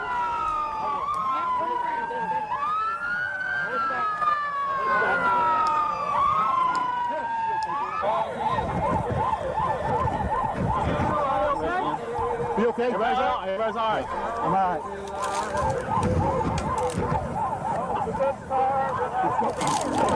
I'm sorry.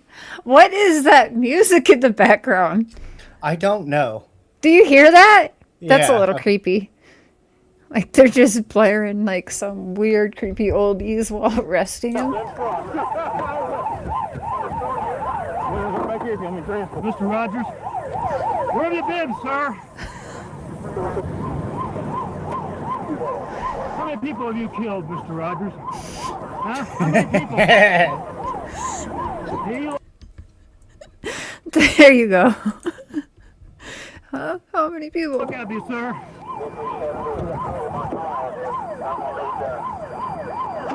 He's looking like He-Man. Kinda, huh? Like, hell yeah. I don't think OJ did it. I think he knows who did. Well, yeah, we all know who did now, allegedly.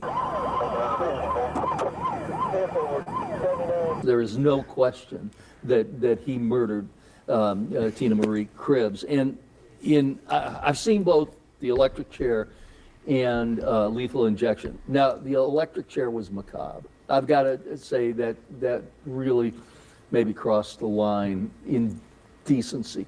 But in the lethal injection, he murdered her in a horrific way. Stabbed her, left her to die, bleeding out in a bathtub. And he's going to be on a gurney. And he's going to go to sleep.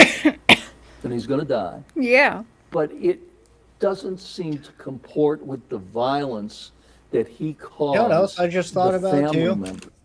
This whole bathtub thing to keep everything clean. The Nicole Brown Simpson murder was a bloodbath, and wasn't a lot of the evidence based in like the evidence was a lot of the blood spatter and a lot of the mess he left. And then right after that, he starts doing it clean in the bathtub. Yeah. I don't think he had a choice, so like he may have done her in the bathtub if he actually got in the condo and Ron Goldman didn't get in the way. Yeah, that's true. It could have just been things didn't go according to plan. Yeah, because remember, OJ said the keys to get in the condo were up in the back, whatever. So he was planning on getting in there, I think. But she forgot her sunglasses at the restaurant, so Ron Goldman, who was like into her, brought them over. That's a good point, because he showed up first and like surprised Glenn, and Glenn was like, fuck, I gotta take care of this dude first. Yeah. Yeah, and then Nicole come running out. So there was kind of no choice but to get it done out there. Yeah, at that point, you're already in that deep. Yeah. They've both already seen you. Yeah. They die every single day. I wonder, while he was doing this, was she screaming for me? Was she asking me to help? There are questions about why it does take so long, but there are built-in appeals in there to make sure that innocent people aren't being sent to their death. And that's the important part, because there have been mistakes. Let's think about this. 1995, here we are 2025. That, justice delayed is not always served. When somebody is put to death by lethal injection in this state, can you walk us through that process? Exactly. What happens is there's witnesses mandated by law. You've got to have someone from the newspapers, TV stations. There's got to be journalists to make sure things go smoothly, because we've had some problems.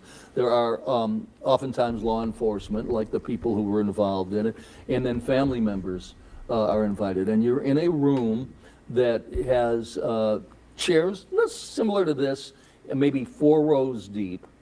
And what will happen with a lethal injection, there's a curtain, and then the curtain opens up.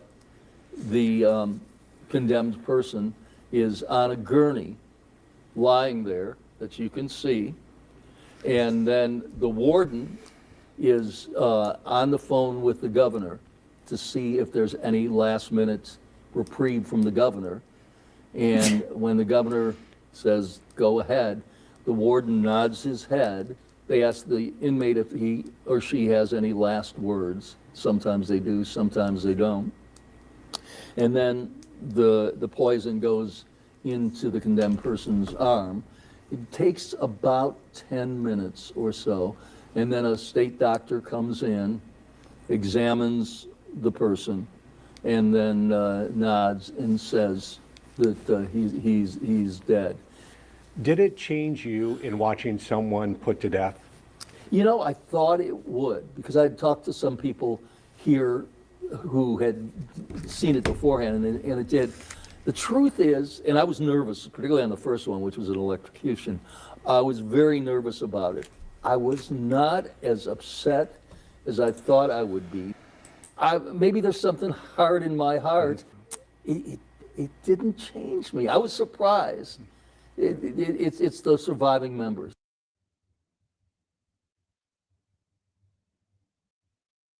You need answers to. Glenn Rogers, often referred to as the Casanova Killer, had a final meal of pizza, chocolate cake, and soda. His last words were haunting. I know there's a lot of questions that you need answers to. I promise you in the near future the questions will be answered, and I hope in some way will bring you closure. He also expressed his support for President Trump, saying, President Trump, keep making America great. I'm ready to go. Rogers was executed on May 15th, 2025, in Florida for the 1990.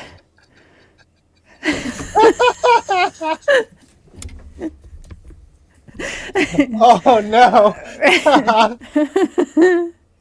She's just rolling around in a MAGA hat, fucking stabbing bitches.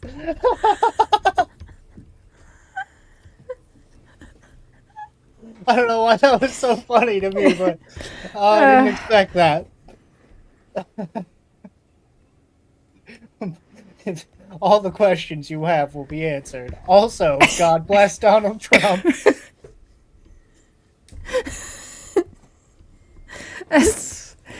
Oh man, that's messed up. I wonder if Mr. Rogers knew that his brother narked on him. Yeah, because this documentary was out before he died. Well, because I saw it in 2017. So yeah, I would imagine he knew. This almost seems like one of those families, as weird as it is, it almost seems like one of those things where his brother probably told him he was working with the cops, and they were just like, at a certain point when you're so in this life of crime, you kind of come to a point of understanding where, like, my brother has to save his own ass, so he's feeding me up Schitt's Creek. And I think Glenn liked the attention for it anyway. yeah.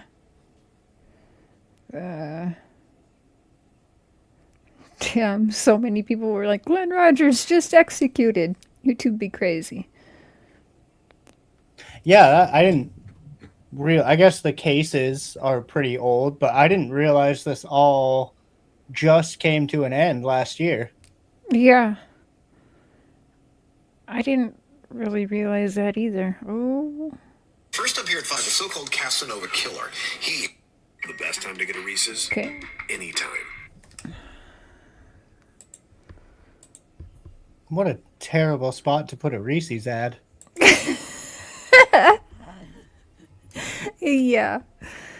There we go. I've done this 100 times. I should freaking know by now. First up here at 5. When was this? A year ago.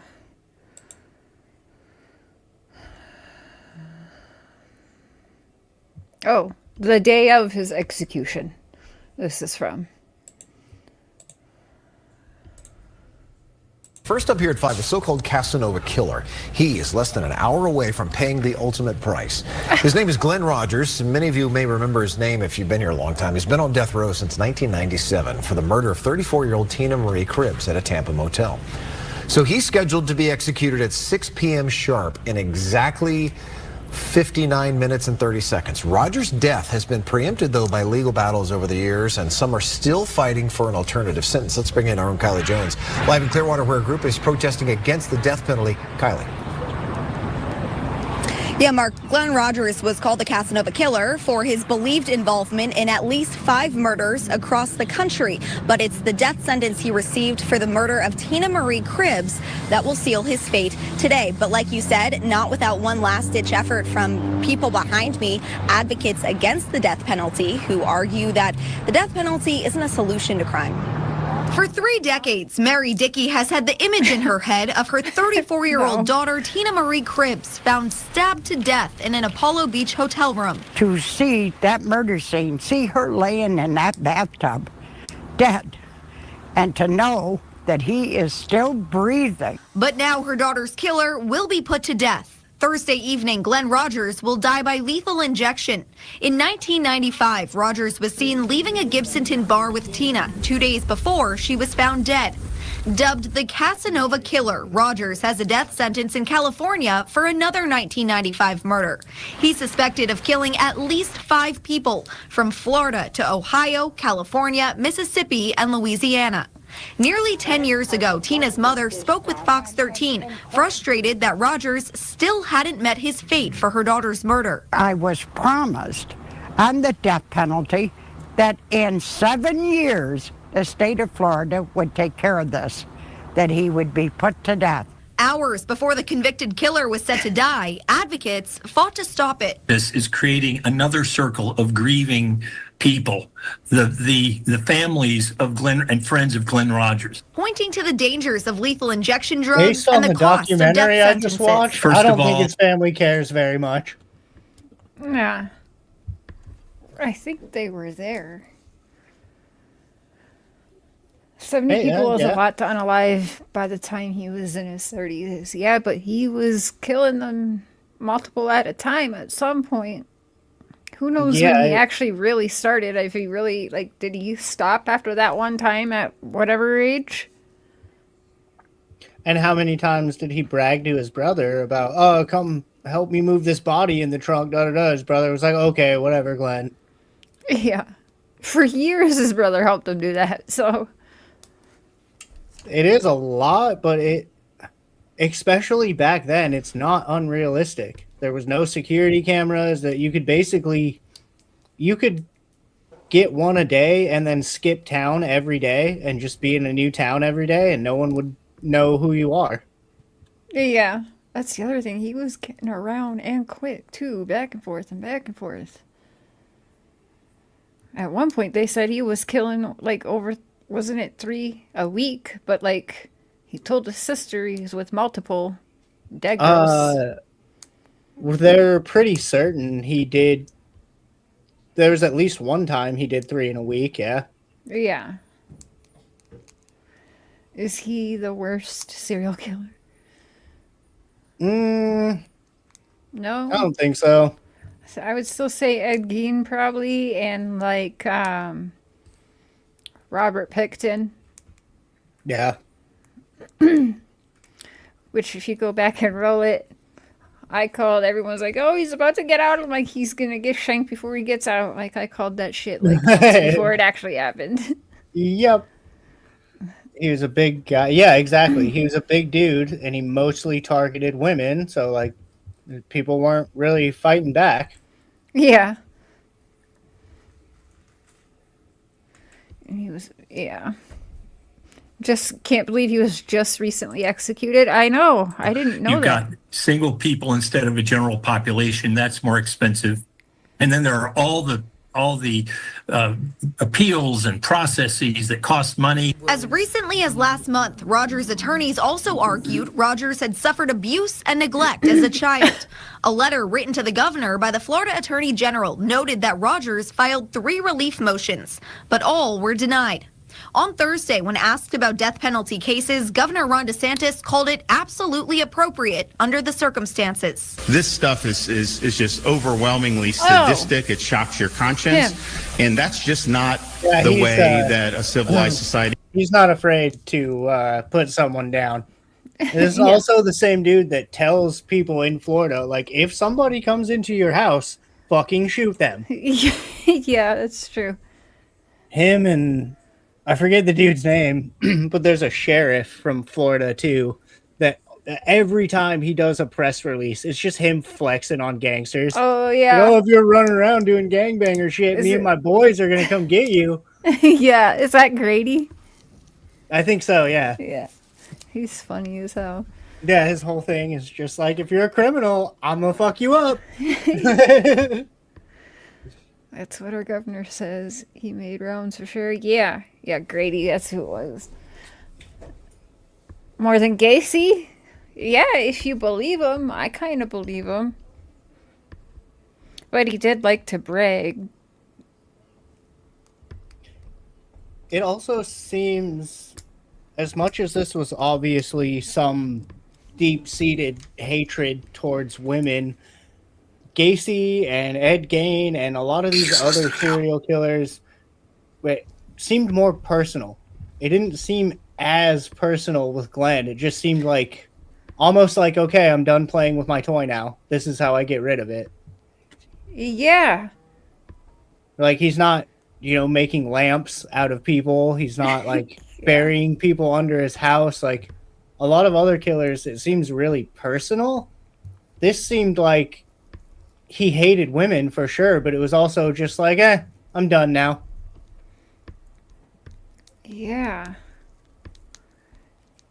Like, opportunity, I guess, is a place for him to, like, stay for a little while. Got with these chicks and, like, went right home with them and into relationships with them for at least a couple weeks with some of them, a couple months with some. He went back to the one before he killed her. Well, yeah, there was that, the one lady that they like met in a bar and immediately had an apartment together. Yeah, yeah. Jekyll and Mr. Hyde, yeah. Well, the only reason I think Clay didn't get... Who said that? Why didn't his brother get arrested? He should have been arrested. Ronnie, his brother should have been arrested too for helping him. That's why I'm saying they told Clay, in my opinion, like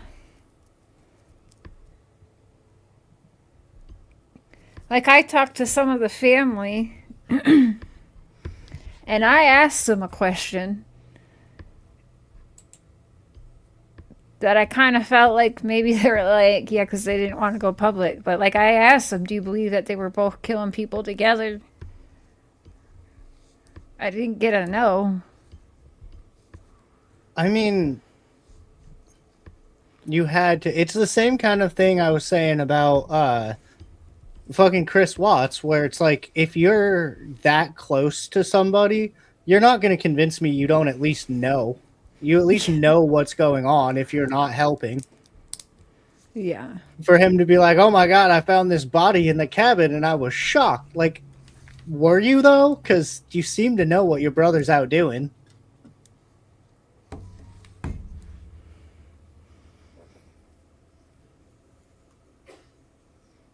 Yeah, Ronnie. Yeah, it's terrible. Like, that makes him even more of a piece of shit if that's what he was doing, but that's kind of the vibe I get. Like, I'm gonna hang out with this chick until I'm done hanging out with her, and then apparently she can't live to tell the tale. I don't know why, but it kind of seems to be how it went.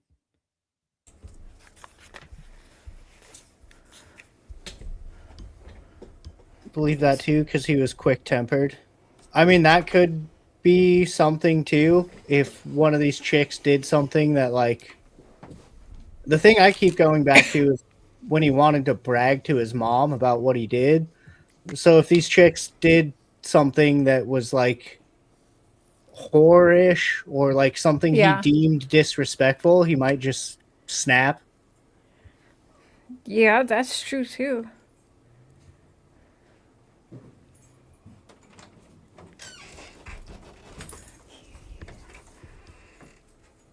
Or what's that called?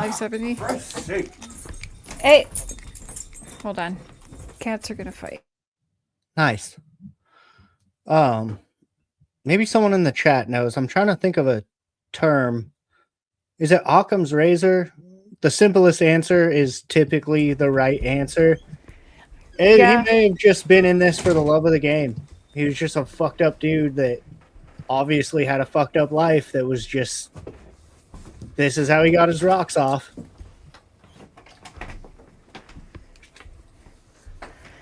That's what Mark always says. That he was saying that in the Chris Watts case, like everyone trying to spin so many webs, but it's probably like the easiest answer. A lot of times reality is stranger than fiction. Jealous person? Yeah. I mean, eventually, I can't decide. I think he was like a little bit, like, I question if he even knew what he was doing some of the time, but then some of the time, I think like he just liked doing it. Because like he didn't choke them all out. He clearly didn't love that. He was bad in bed and people couldn't know. Oh my God. That's his one. He's like Mr. Attractive and he's big and strong and all of this. He's just got a little wiener and he's like, nobody can know. Like Epstein. I mean, I'm not going to say that, but things look bigger around things that are smaller. No, they actually called Epstein out in his, or whatever, where he was like getting questioned by attorneys. And they said, is it true that your wiener is small and egg-shaped? And he starts walking out. So I like told Palm Beach Pete, I was like, F the DNA test, because he's going through like this DNA test. And I was like, yeah. And then he was like, now I'm fixing my teeth so I don't look like that guy. You mean that guy you kept comparing yourself that you're definitely not? And like how you got popular to begin with? Yeah, that guy who you got a career by looking like him. Yeah. Like, it was probably Palm Beach Pete that ended up as at the morgue. I don't know, but I said, F the DNA test or the polygraph test. I just need to see one thing that we're gonna know. And he blocked me. Oh. Damn it. Yeah. Damn it, Palm Beach Pete. I get blocked by everybody too. Nobody wants to play with me. He did not want anyone to have them after he did. Could be. If I can't have you, no one will, maybe.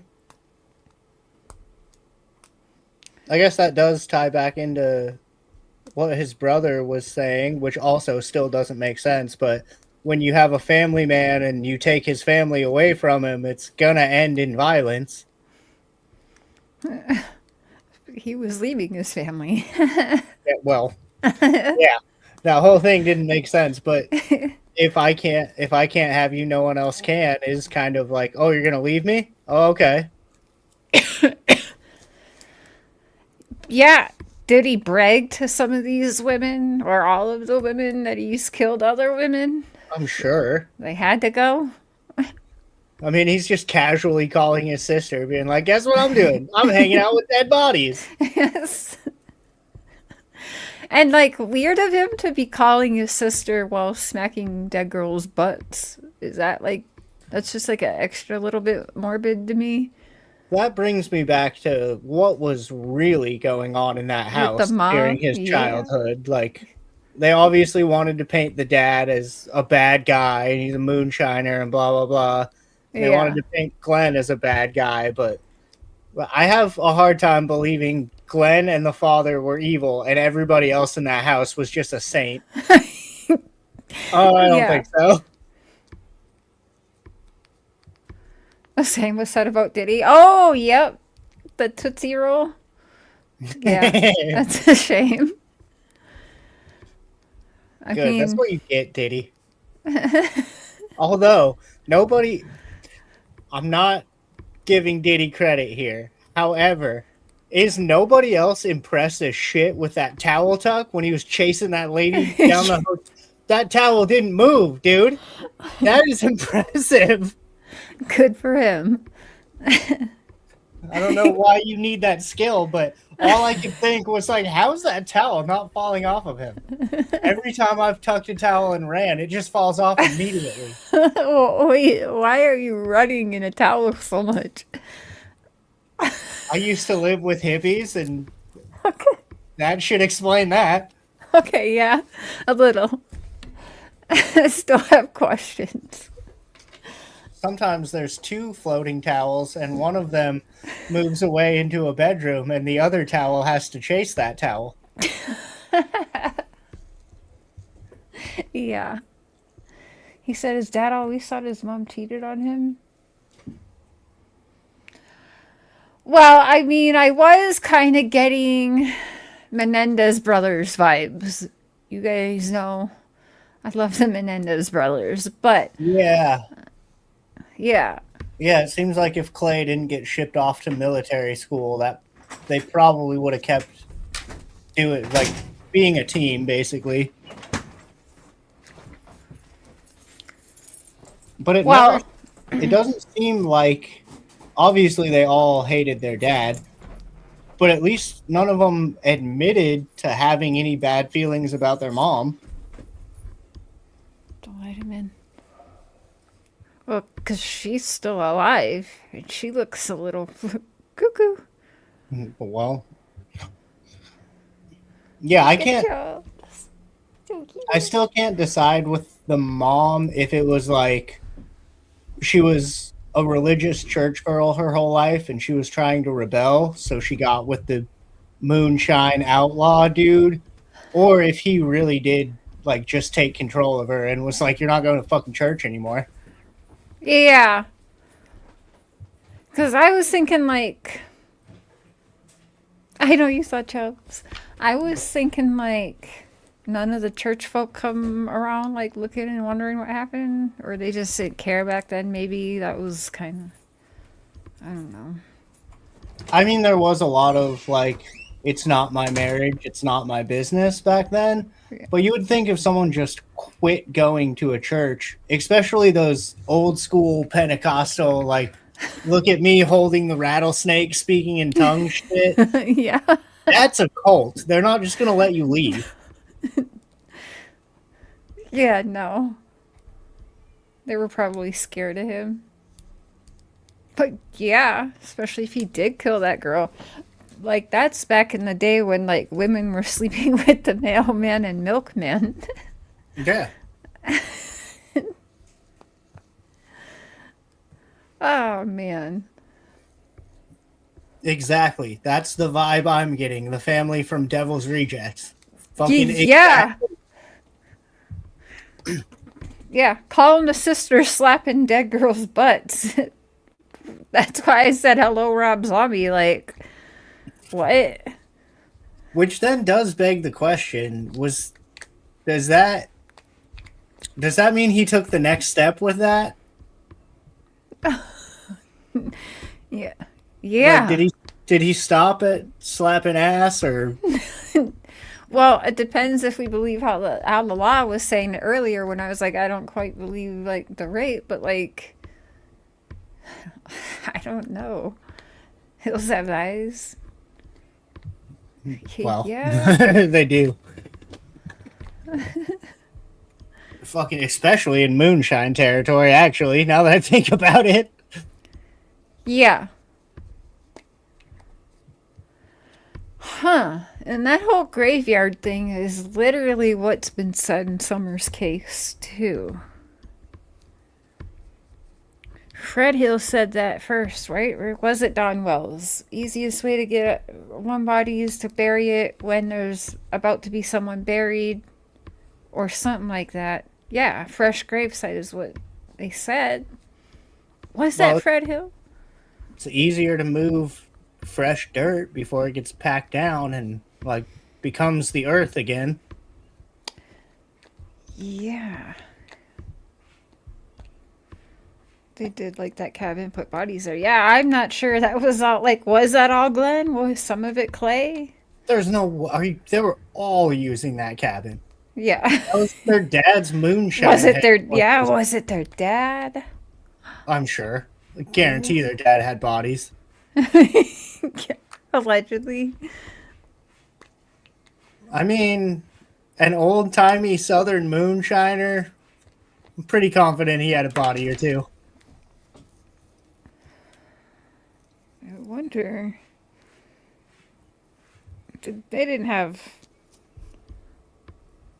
But they record walking through places. I know they didn't have body cam, but like, I know they did with Ed Gein. They recorded. Yeah, they would have had to for evidence. Because if they're gonna use any evidence from that cabin, they have to have something to back it up, or else it's hearsay. Right, Glenn Rogers.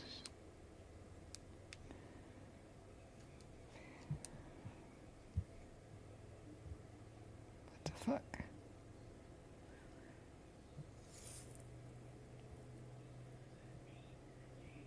If he had one, he probably had more. No, exactly. And like moonshining culture, outlaws, like it's especially back in those days, that was like, just don't go into the woods with anybody. You're not coming back. Well, it said there is video of the family cabin in some documentaries. I just gotta find it, I guess. Well, is that the one we just watched? They did show the cabin. Yeah. No, but I was looking for video, police video. Well, is this it? I would think that would be FOIA-able. Right? Ooh. Yeah. Ooh, good call. Especially since he's been executed. Like, that's case closed for real. Like, dude is done. Ugh. One of my cats farted. Nice. I'm gonna die. Oh my god, that was Chubs.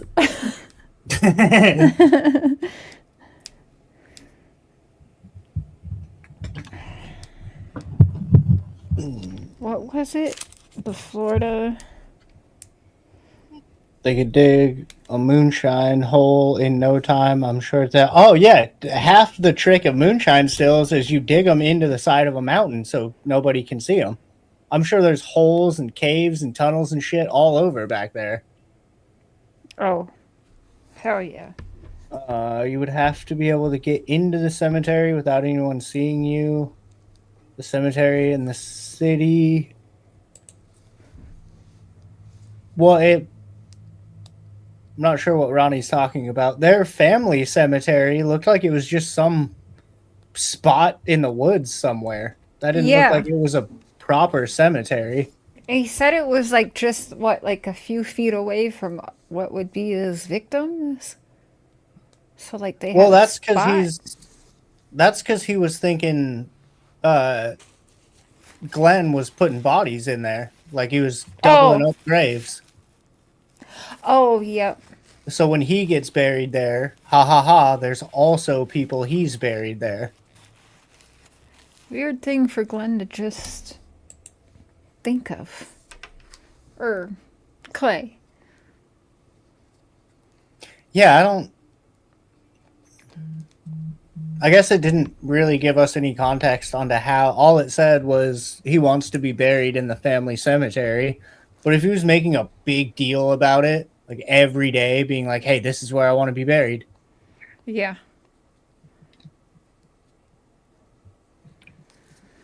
Like, was he? So curious.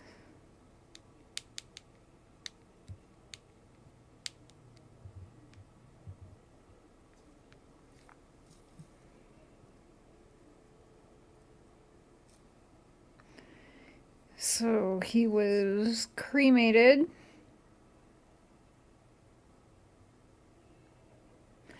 ashes were given to his family, therefore he does not have a traditional public grave site.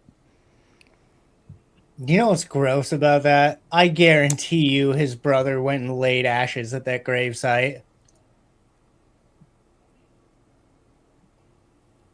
Oh, well, no. If he was just executed last year, Clay died before him. Oh, yeah, he did. Okay, good. But his mom. Yeah, that doesn't mean or someone else sister, didn't. Yeah.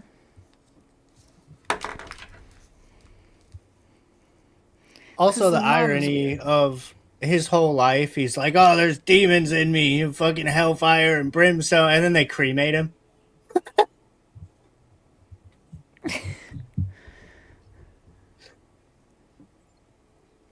The cemetery. Yeah, that's what I thought.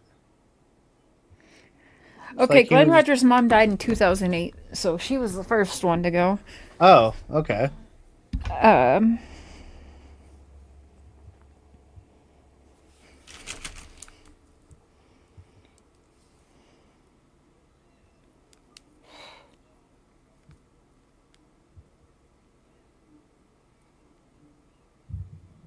What the fuck?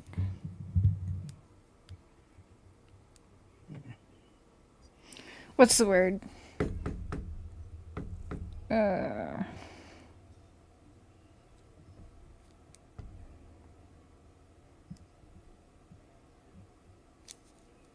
It's like he was going to enjoy being buried next to the. Yeah, that's what Clay was saying in that documentary. He wants to be buried here because he wants to get the last laugh. Which, who knows if that's true or not? Because, like I was saying, if you genuinely believe your brother has been using pre-dug graves to bury people and then the grave gets filled in with whoever it's meant for, wouldn't you, like, you already went to the cops once? So, Clay Rogers died in 2020, so that's about when I found them then. Sue Rogers, the sister, died in 2024, so, and then Glenn was put to death in 2025. Dang, Annie outlived all of them? Yeah. That's wild. The one that could have been tube tied went on to have the craziest legacy and outlive all of them. Yeah. That is wild.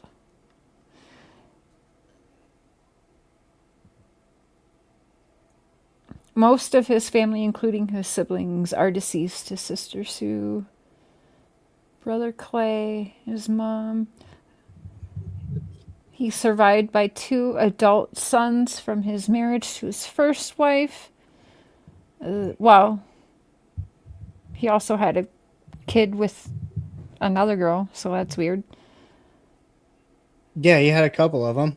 Yeah. Survived as well as an unknown number of grandchildren.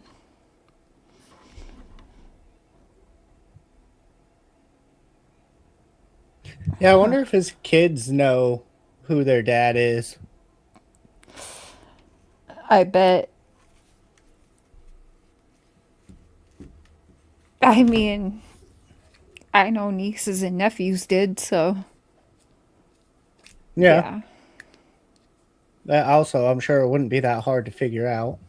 Yeah. Crazy. My mom is the same lady in this documentary that apparently had a baby with this guy. Fucking weird. Yeah. Why would you not tell Ellie so they could look and see if any victims are there? I don't know. Well, that question made my mind think because Clay knew and Clay also didn't like those people, or they were some of the ones he was involved in. Yeah. Which would actually make more sense because he was the military, like, he was the professional So it would make sense that he would be like, I gotta get rid of this body. Let me put it somewhere where, unless I give them exclusive permission, the cops can't just come dig this up. It's a private cemetery. Yes. That makes sense. Because that was the situation in Summer's case, right? Wasn't it like a family cemetery? That I'm not about, but if there is, yeah, that would be a good place to look. Huh. Well, Kentucky, I mean, I'm sure some of us got followers in Kentucky where we could maybe find this graveyard. Because I I want mean, to that see is it. it's a very southern kind of backwoods thing to do. Just get a plot of land in the woods, and that's where we bury all of our family. Yeah. It wouldn't surprise me if there was a Wells family grave site somewhere. Or I don't know if it was Wells, but like Or other suspects' family. yeah, any Yeah. of the Well, this was interesting. We talked for over 3.5 hours so far. I know this was. I didn't know if we were going to go through that entire documentary or not, but it's actually really good. Like, Yeah. that's the documentary I enjoyed watching. It was riveting. See time flies. Yeah. Yeah. We're going to have to text you, sis, and Eli, see what you guys are up to tomorrow night, because we're going to have Mary on. Yeah, I guess if you've made it this far to the end of the episode, teaser, special guest tomorrow. In a weird way, some of this kind of ties in for the next guest. Weird. Yeah, I guess now that you've connected the family graveyard comment, that is very odd. It was a few things. The family graveyard thing, she pulled out that purple suit with the angel pin on it, like the red truck that Glenn was driving. There's a few signs there.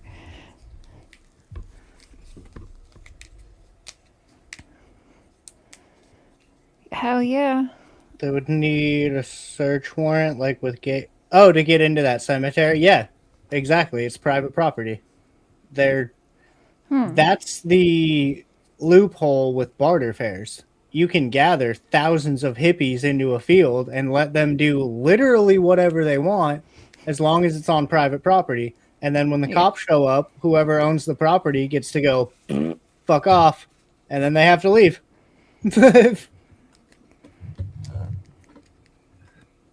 It's very Charles Manson.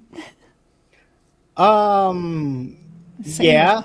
In my experience, it's much funner. It's mostly just hippies smoking weed and playing the drums. But I mean, yeah, same concept. The authorities can't come here.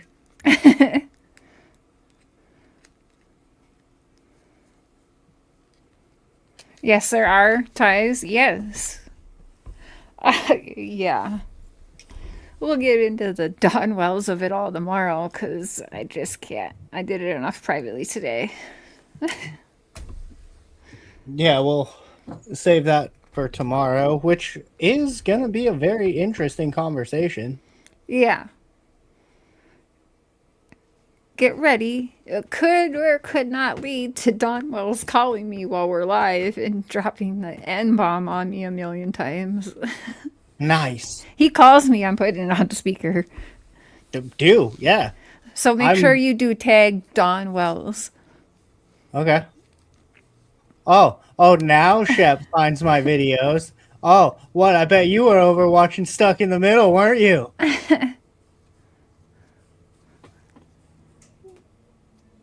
What are you doing? Right I forgot. now I'm talking shit to my friend. You never saw that documentary? I am surprised that I have not made you watch that. But then again, just enough people probably said you're a nutcase. Like, OJ did it, so I like gave up on trying to get people to listen to it. Because I'm like, this dude did it. I'm actually shocked this isn't talked about more. Like, Glenn Rogers himself? Like, I know people know that name, kind of, but doesn't seem like very many people know that name. And I'm shocked it's not tied to OJ more. Yeah, I want to know why they didn't want to have that tied to OJ so bad. When other defense people knew that there was someone else involved, like, hello, like, for what reason did they not want to tie it other than, like, maybe they thought he just wanted the clout from it? But, like, there is enough evidence there that he's being truthful. More than enough evidence for me. Well, there's also the fact that, unfortunately, LAPD does have a reputation of wanting to make the media headline look good.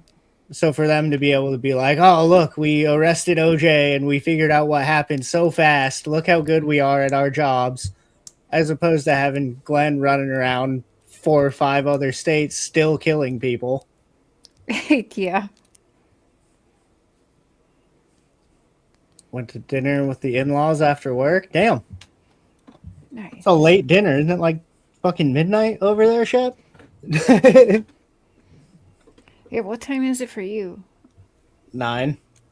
Oh, you're before me. Yeah. Nice. I'm the earliest time zone on the Yeah. continent. I'm all the way on the West Coast. Okay. Hey.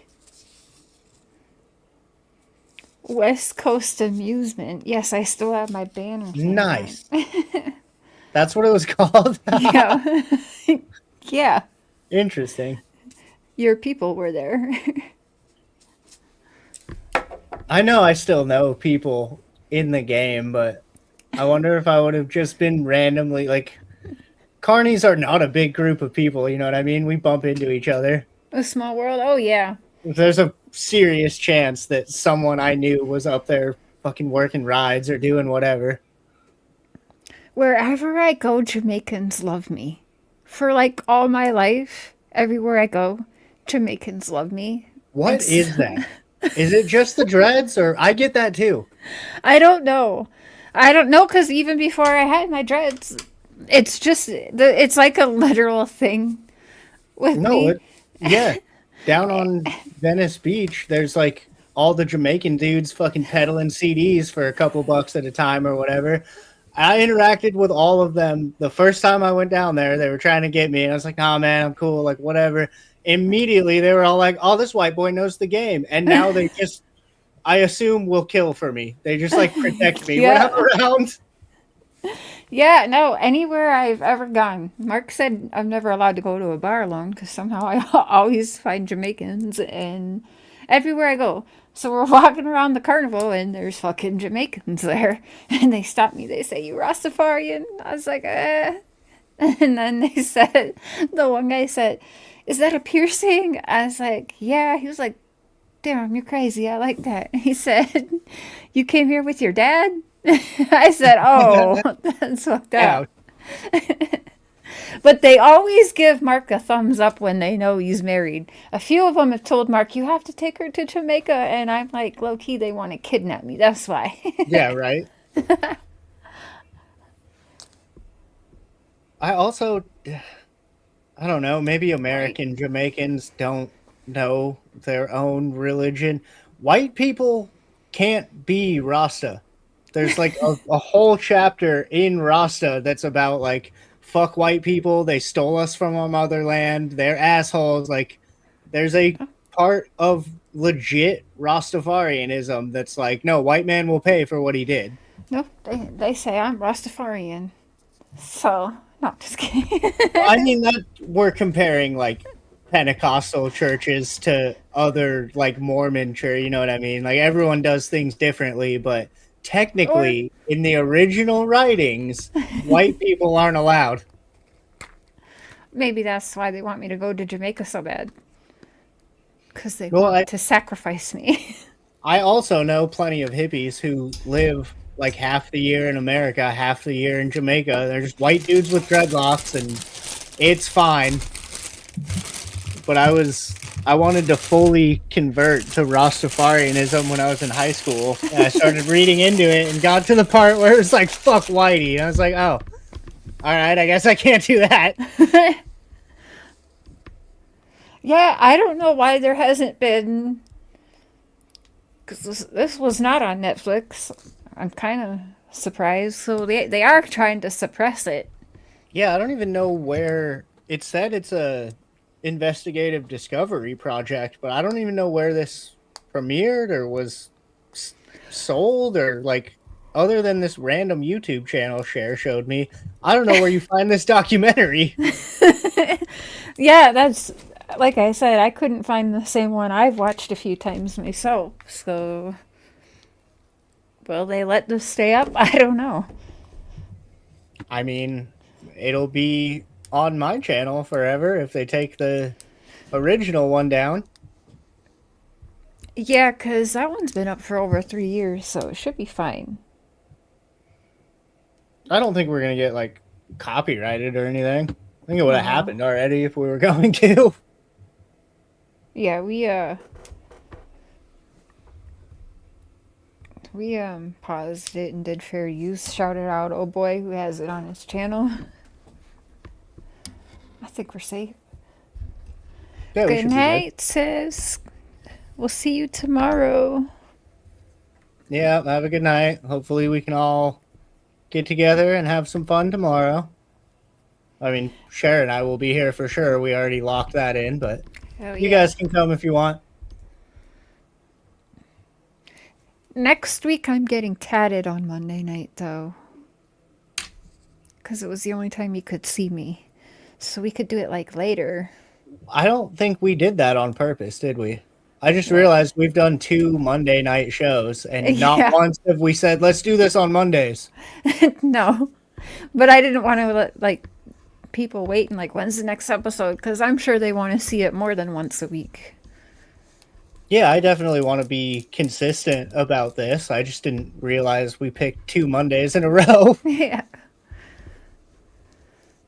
All right, yeah. I mean, just let me know whatever day works for you. It's not like we have a set schedule yet, so you people watching can deal with it. Yeah. Gotta get more stars. I don't know what it is after dealing with the ziggy of it all. I end up I book ink sessions. But yeah, I wanted my star sleeve done this summer. I don't think it's going to be done this summer, but I'm also getting a UFO on the back of my shoulder with more stars. Yeah. If any of you lovely people would buy some t-shirts from me, I could also get tattoos. Hell yeah. By the way, there's a link to my merch in the description. You guys should click it and buy some t-shirts. You should. Okay, next time we gotta have it in a pinned comment too. Oh yeah, I always forget about that. Yeah. Yeah. It's down in the description if y'all want it. To be fair, I'm kind of revamping the store. I want to add new merch, and I got to get another skateboard order put in because I'm sold out of skateboards right now, and I got to do a bunch of stuff for the store. But it's there, and you can buy t-shirts, and soon it'll be revamped and new merch, and hopefully a new run of boards, and I want to start doing like coffee cups and hats and all sorts of shit. So whatever you guys want, I can pretty much put my logo on it, or Cher's logo, or whatever we're doing here. Hell yeah. Especially since you would think more people, but again, they're trying to, I don't know why. I don't know. I'm going to get up off of here. So. Yeah, I think 4 hours is probably long enough. Damn. Are you people entertained? It's fun when we got a fun topic. You don't even like notice all that time going by. No, this was really cool. I'm having a lot of fun doing this podcast. Me too. Yeah, happy we decided to start this. Gives me shit to look up, and shit like this, I would have never thought any more about O.J. Simpson in my life if you wouldn't have showed me this. So, if you want, there's still more of the crash stuff.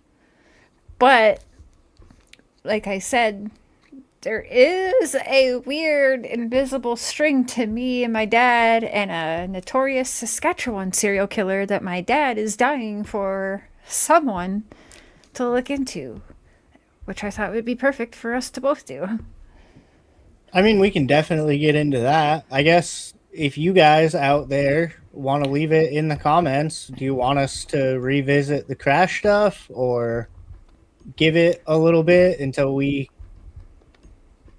I don't know if there's going to be like new evidence or new updates or anything, but do you want us to go back to the crash or do you want us to keep finding new topics every week and diving into whatever shit we find on the internet? Yeah, and also leave your comments on what topics you want us to look into. Yeah, or if you have a crazy story or something, absolutely feel free. Oh, yeah. Oh, my dad did say he would join the podcast, too. Awesome. Yeah. Yeah. Haha, Eli. I'm getting Cher's dad on. He would definitely go on Eli's, too. Just I know, I just... maybe a weird channel for him to go on, but yeah, he loves Eli. Your dad just goes and talks politics with Eli. Yeah. You're like, hey, man.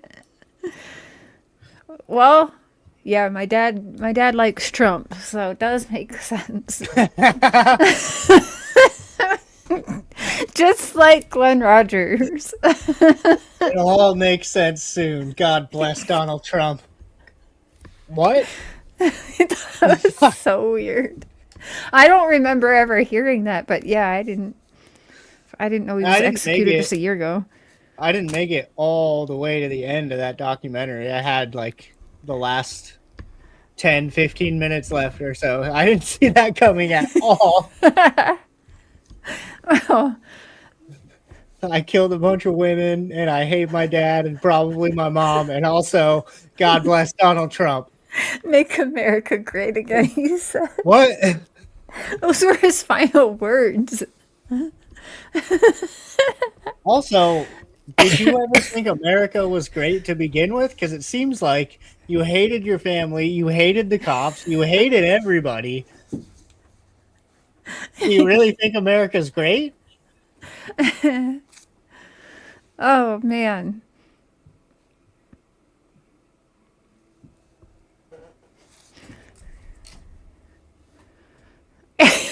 Ronnie. Well, we got one vote for Cher's dad. Oh, you're going to have a lot. Oh, I should just tell you right now, publicly, one of my dad's victims was a child. Because you're going to get some comments. I didn't know that actually until YouTubers put it out. I had no idea that one of them was a child, but yeah. That leads me down a thought process I have to be careful asking on YouTube. You can ask me privately. Actually, my dad's an open book, though, so I don't think he would mind questions. I'm fascinated by psychology, and especially the psychology of being able to commit heinous crimes like that. But it's also hard to be like, what were you thinking about when you... So for my dad, he had a serious head injury. This is where it gets weird with me and my dad. He too got a serious head injury at the same age that I got a serious head injury. And so I don't honestly believe he knew that that kid was in that house. There's some stuff I'll tell you privately. Okay, yeah. But one of the situations was he ducked people to a chair and set the house on fire. There was a child in that house. He then went up the hill, didn't run. He sat there on a hill watching the house burn, and he got arrested on that hill. And they say when he was arrested, he was just like laughing, just like nonstop laughing and like kind of like psychotic break is what I got from it. Well, that's where my brain always goes. The people that concern me are the ones like this Glenn Rogers dude who are like, yeah, I do this all the time. It's fine. What? Yeah. Like, it almost, not that there's anything good about that situation, but it's almost better if you know somebody's having a psychological break, because it's like Glenn was clearly being like, no, I want to do this because it's fucking fun. If you're not all there, I'm not saying there's an excuse, but at least it's more like you're not just a straight up monster. Like, something fucking snapped. Yeah. It goes back to the Chris Benoit thing too, where it's like, that dude wasn't a monster, but his brain fucking snapped for some reason. Yeah. Well, my dad was in crime most of his life, so things just got worse and worse. There's bank robberies and I don't know if he's technically a serial killer. I go back and forth in my mind about that. That's something I think I'm going to ask my dad, what would he consider himself, because he didn't kill people in the same way. Some were stabbings, were Canadian, so. But he also likes fire. That is an interesting. I'm trying to be respectful because it's literally very personal to you, but that is an interesting take. You always hear like, oh, the FBI defines a serial killer, or the police define what do killers define themselves as? Yeah. Huh. Yeah. That's actually a very interesting question. Yeah, I want to ask him what he thinks. Now, I know, like, now he's free. He's with the proper doctors on proper, like, meds. And he's great. And he's remorseful. I will say that for some time, he was in touch with one of the victim's family members who saw my dad and felt like my dad changed. And so she was checking in once in a while. And then she heard that me and him found each other and that we have a relationship. And he read me the letter he received after that, and that has fucked with me a lot. But she was basically, that's where the anger reappeared for my dad and ended that whole checking in, whatever. Basically, F you, I'll never get that opportunity to have what you and your daughter have. But, like, I don't kind of feel like that's fair to me. Because all I know is I was a child, and when my dad was around, I was safe. I wasn't getting beaten. I wasn't having my mom's boyfriend sneaking in. I wasn't, my dad, like, I was safe when my dad was there. That's what I know. Well, yeah, one, that's not fair to you, and two, that makes me question.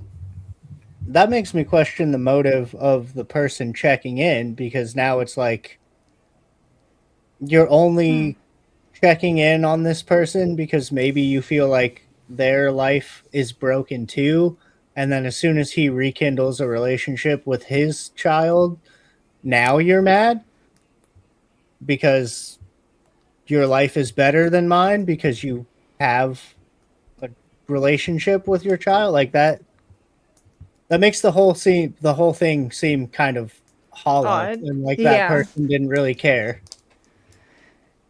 Yeah, I mean, I can kind of see how they feel about that because they can't have that with their family member, but at the same time, that's not my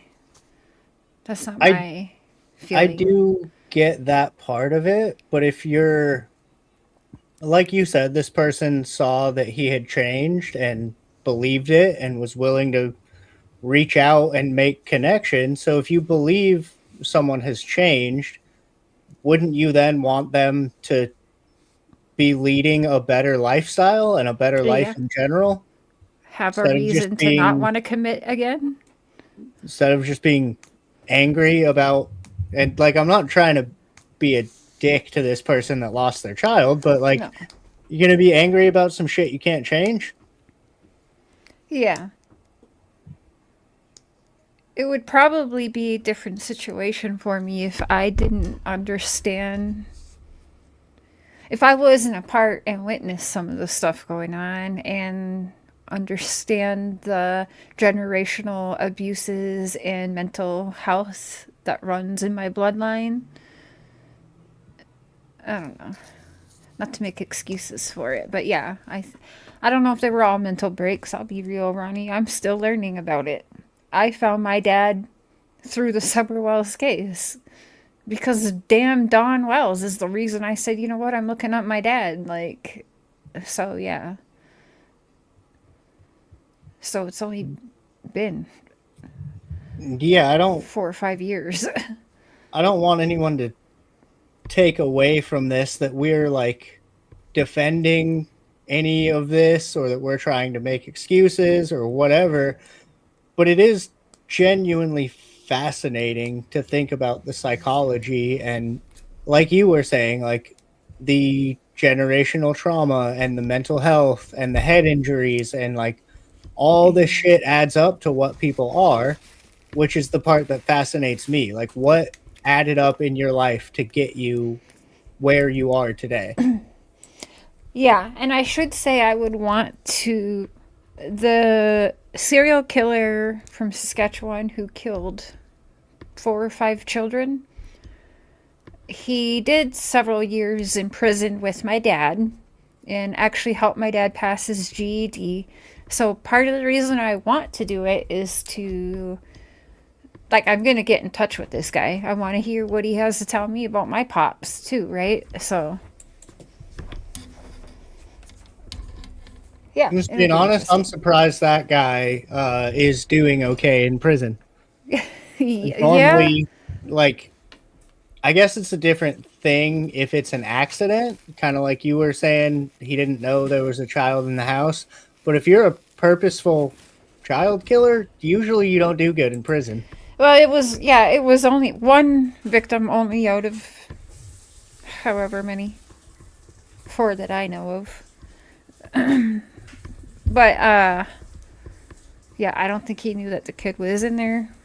I don't really know, but it was only one kid. So I was talking about the other dude. Oh, the other dude? Serial killer dude was. Yeah, he killed the kids on purpose. He was doing terrible things. You'll learn. That's what I'm saying. I'm surprised he is okay in prison. Because he's like 70 now, so yeah. Yeah, normal. Also, maybe Canadian prison is different. I know in America, that's one of those ones, like, you don't want to have a charge against a woman and you don't want to have a charge against a child.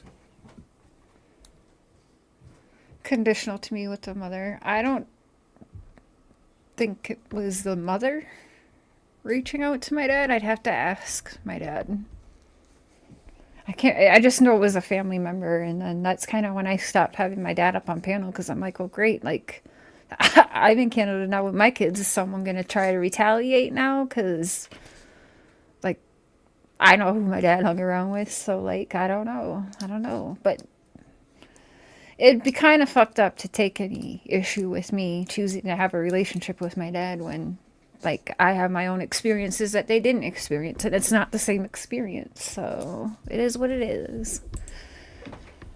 That's the weird part about being in this world where, like, I almost feel more protected from scary people because I know scary people. Yeah. Yeah. I know that feeling. I always say I got friends in some high places, but some better friends in some very low places. Yeah, I look like this. Imagine the people I know. Yeah. Yeah. Well, anyways, I'm making that public just because I know it's going to be used against me again in the future with what I have planned and who I'm going to go after. So I wanted to make sure I said it publicly because you can't use it against me then. Hey. Yeah, you know who I'm thinking. Oh, I know. I'm more so just like, why are you going to get mad at me? Obviously, Cher's here too. She's a part of this, but this is my channel. This is my podcast. Why are you going to get mad at me for having someone on that I'm interested to talk to? just Yeah. because you know some shit about a guy who's admitting he's done some dirty shit, fuck off. I still want to talk to him. Yeah. And then obviously, like, you're his literal child. Like, it, everyone can really fuck off on that one. Like, oh yeah, that's my dad. Yeah. Fuck you. Yeah. There's we've got videos of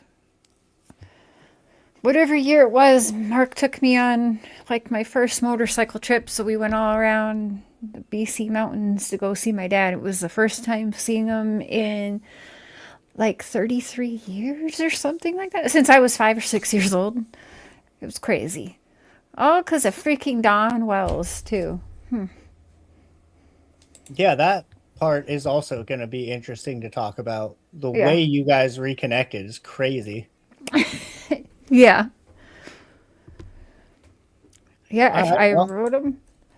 So I'll tell you, I just started researching my dad just like I did, but it is a little harder to research Canadians because information isn't a lot out there like it is for Americans, because we are very like use people's histories to bully them and stuff like that. Canada just has stricter bullying laws, and a lot of stuff is not free information like the States. So Yeah. I start researching my dad, and I find this person who says that they're attorney, and I see my dad's name is connected, so I get a hold of this attorney, and he answers his phone. He said, well, yeah, I'm your dad's attorney, like, today. Like, he is going to be mind blown.